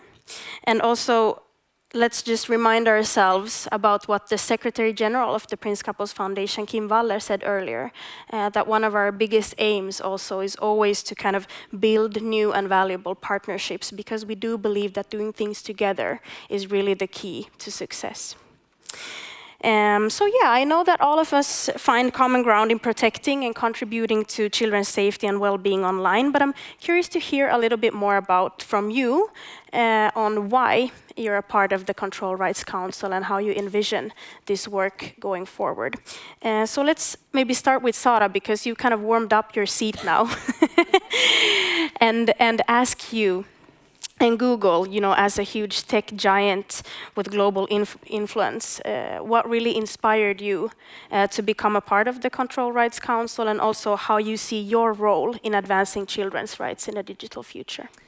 No, we know from the Swedes and the internet research that many of Google's services, whether it's Google Search or YouTube or Google Play or Google Maps, are very popular among the Swedish population, including with children. And even though we try to make changes in our products and do everything that we can on our end to make sure that children are not harmed or can misuse things in any way, challenges still remain. And I think that is one of the things that I take with me from this day, actually, that it's really enlightening to hear all different perspectives of all the challenges remaining. And I hope that through engaging here today and going forward and in the council, we can start to become a bit more concrete on what the challenges are and potentially how one then can take steps to address it. And yes, we are in Sweden and we're representing Google locally in Sweden, but it's also an important part of our job, not just to represent Google in Sweden, but also represent Sweden in Google. So what we want to do and can do from here on a global level is also something that we hope to be able to contribute with. Yeah, perfect. Thank you. And I also want to mention that in the council already we have a Nordic perspective, and I think it's so important in Sweden, but also in the Nordic countries, to kind of learn from each other, because we have a very similar situation when it comes to legislation and when it comes to kind of the challenges and also the possibilities. So this is something that we really look forward to diving into more. So Skandia Idéer för livet, or Ideas for Life in English, has a long-standing commitment to societal well-being. Yeah. And Stina, could you elaborate a little bit more on, you know, how the council aligns with your broader goals, but also what happens or how you see it come to life in terms of safety and development for children? Yeah, I'll try. Okay, so Ideas for Life, the foundation has been active 30 plus years, focusing on increased safety and well-being for children and youth. And that is also key areas for the founder Scandia, its core business and basically its heart. And what we've been trying to do all along is provide knowledge and also making sure that whole results that show how to act proactive in terms of both health and safety and the results it generates in terms of for society, but also for the individual itself is something that we do. And that is what we hope to contribute to the council, but also in a broader aspect as well. So we're releasing next week a couple of reports with some new statistics about well-being in Sweden, both for children and youth, and adults as well. And I won't dive into the results, but it's not inspiring. But what is inspiring that we're meeting here today to discuss and hopefully act together, because it's some things really needs to be done in terms of the well-being for children. And we know a lot of their time is spent online. So of course we were happy to be part of the council and also enabling this meeting today. Yeah, thank you, Stina. And I think also having a nuanced perspective on these issues and kind of always being backed by research and backed by conversations with children and young people is kind of the key to understanding what we need to do moving forward. And I think this has been kind of a theme during the whole day, and nonetheless from Baroness herself in her keynote and also others. Rosanna, at Tele2, you've been proactive in your work for digital inclusion and safety. What are some of your motivations in joining the council, and also kind of how do you see Tele2 contributing to our objectives? Yes, well, as you said, we at Tele2 have had a long-standing commitment to children's lives online, especially as a leading internet provider. We see a big responsibility for children online safety. And coming into our key motivators, I would say, again, partnerships. And we see that we are one part of the complex web of actors in the system, and we really see that we need our partners to be able to solve these challenges ahead. And we really value our partnerships with the Prince Couples Foundation, and we also think it's very inspiring to see all these different actors in the council and believe that we together can truly make a big impact in this area.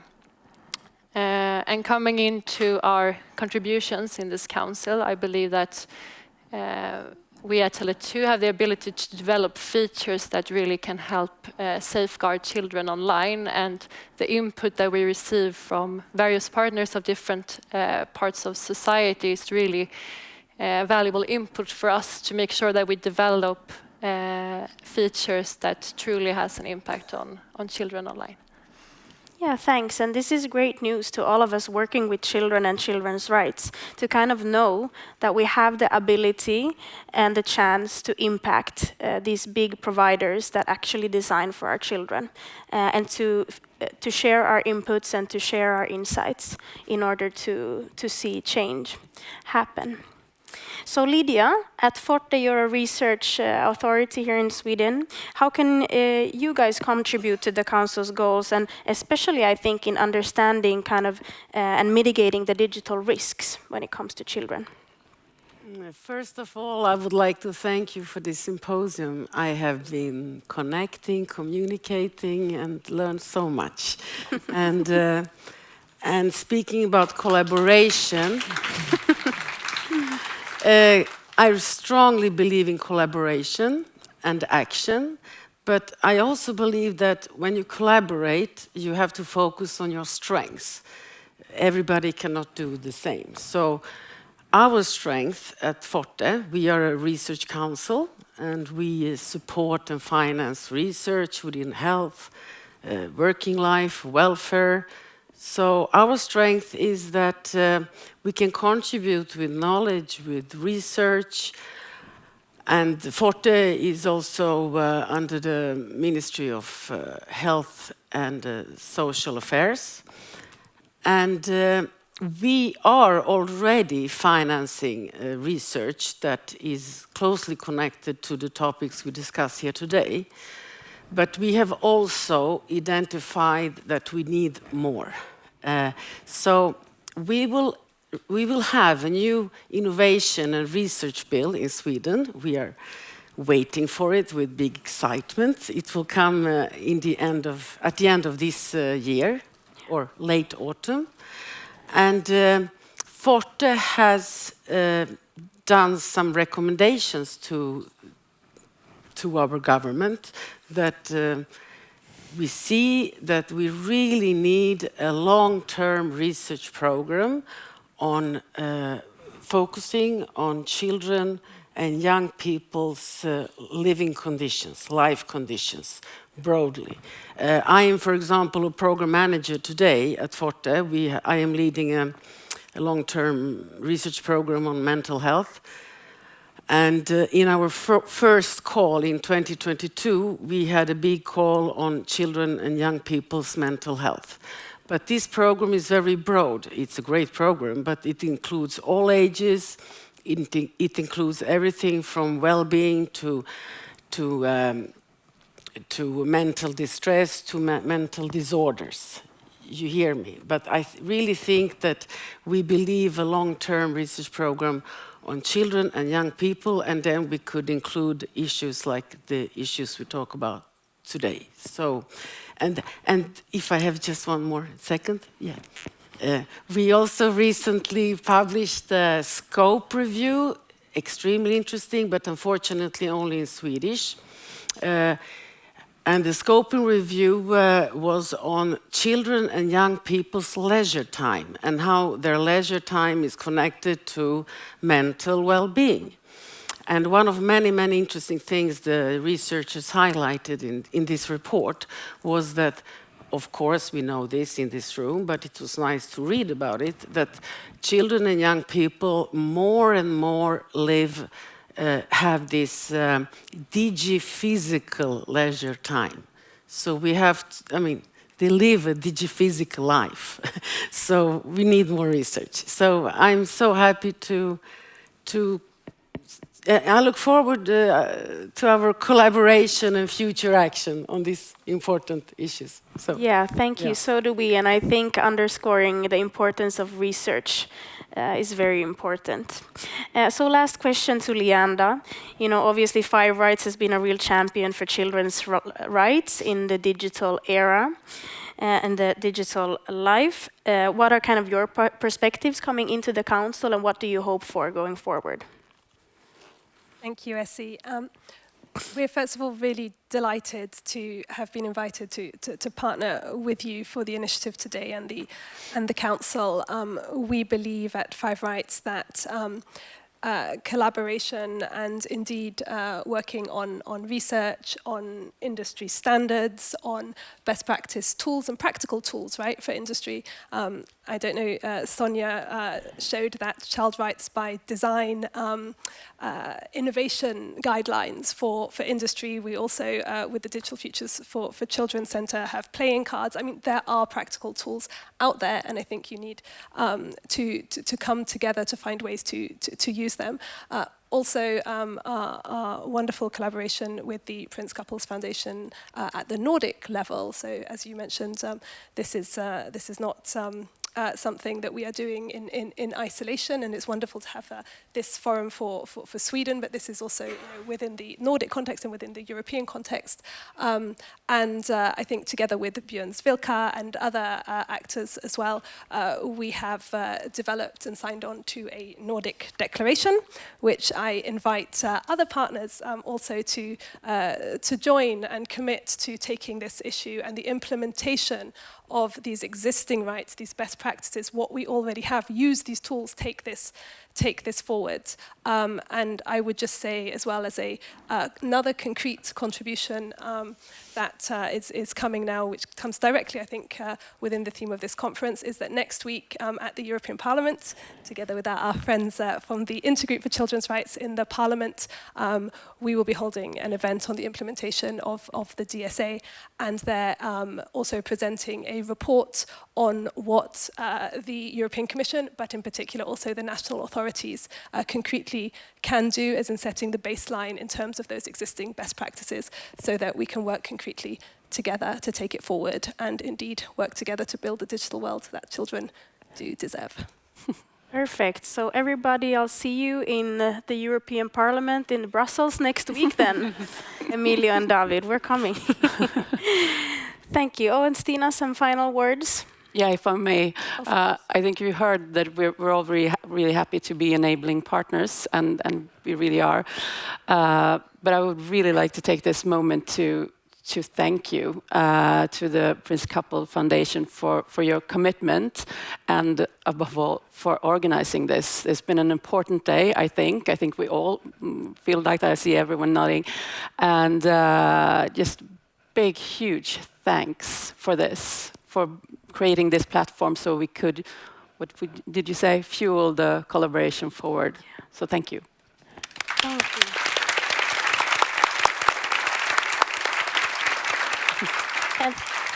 And thank you. Thank you, all of you, also for your insights and your perspectives. I think moving forward, I just want to reach out to everybody in this room that the Control Rights Council is here for all of us. So for anyone who feels an engagement or a curiosity or just wants to be a part of this movement, please do contact any of us working at the Prince Couples Foundation. We'll be working with this initiative concretely going forward, and during this year, we're going to be holding a series of stakeholder meetings in various constellations. So please get in touch. We love collaborating, as you've probably understood now. And we really love driving this work forward. So get in touch with us, and yeah, thank you for joining me on stage. Thank you so much. Thank you. Thank you.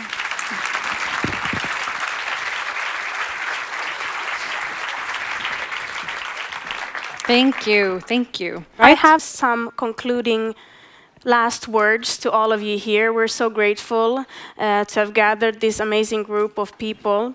As we conclude the conference, I'm really filled with optimism and gratitude, and your engagement and your insights have really underscored the importance of our collective mission to protect and advance children's rights in a digital future. And I think that what our discussions really have done today is that they've highlighted the dual nature of the internet. You know, being an immense source of knowledge, inspiration, and connection, but also a potential place for harm for our most young and vulnerable. So I think going forward, we're really united in our commitment and placing children's well-being above profit and convenience. And our journey does not end here. With the Convention on the Rights of the Child, that's already an integral part of Swedish law, it still faces some implementation challenges, as we all know, that we all read in Swedish news and in news all over the world every week. It's so important now that with the upcoming implementation of the Digital Services Act, but also the AI Act, that we actually ensure that these crucial frameworks fully protect children's rights, and that they also have the capacity to live up to their full potential. And in this digital era of innovation, I think also we keep repeating ourselves, but really the power of connecting and collaborating and communicating is so important. And we've begun to forge partnerships here today that cross traditional boundaries, uniting diverse fields and expertise. And the Control Rights Council is obviously just one example of what can be done concretely moving forward. So with that said, thank you to each and every one of you in the room. Together, we're not just envisioning a better and a safer future for children, we're actively creating it. Thank you. Thank you so much to all people that are part of this day. This concludes the day, hopefully with both courage and urgency and knowledge and new solutions being formed. I look forward to this having a direct effect. It's like 9 months after Midsummer's Eve in Sweden. Babies come along. I want to see those Midsummer's babies, okay? So I ask all the guests to please stay seated as we conclude this seminar. And I also want all the speakers to please join me up on stage so we can get a last nice applause. So thank you for today. It's been so important for me. Thank you to the Prince Couples Foundation for this opportunity. And please thank all the speakers joining me on stage.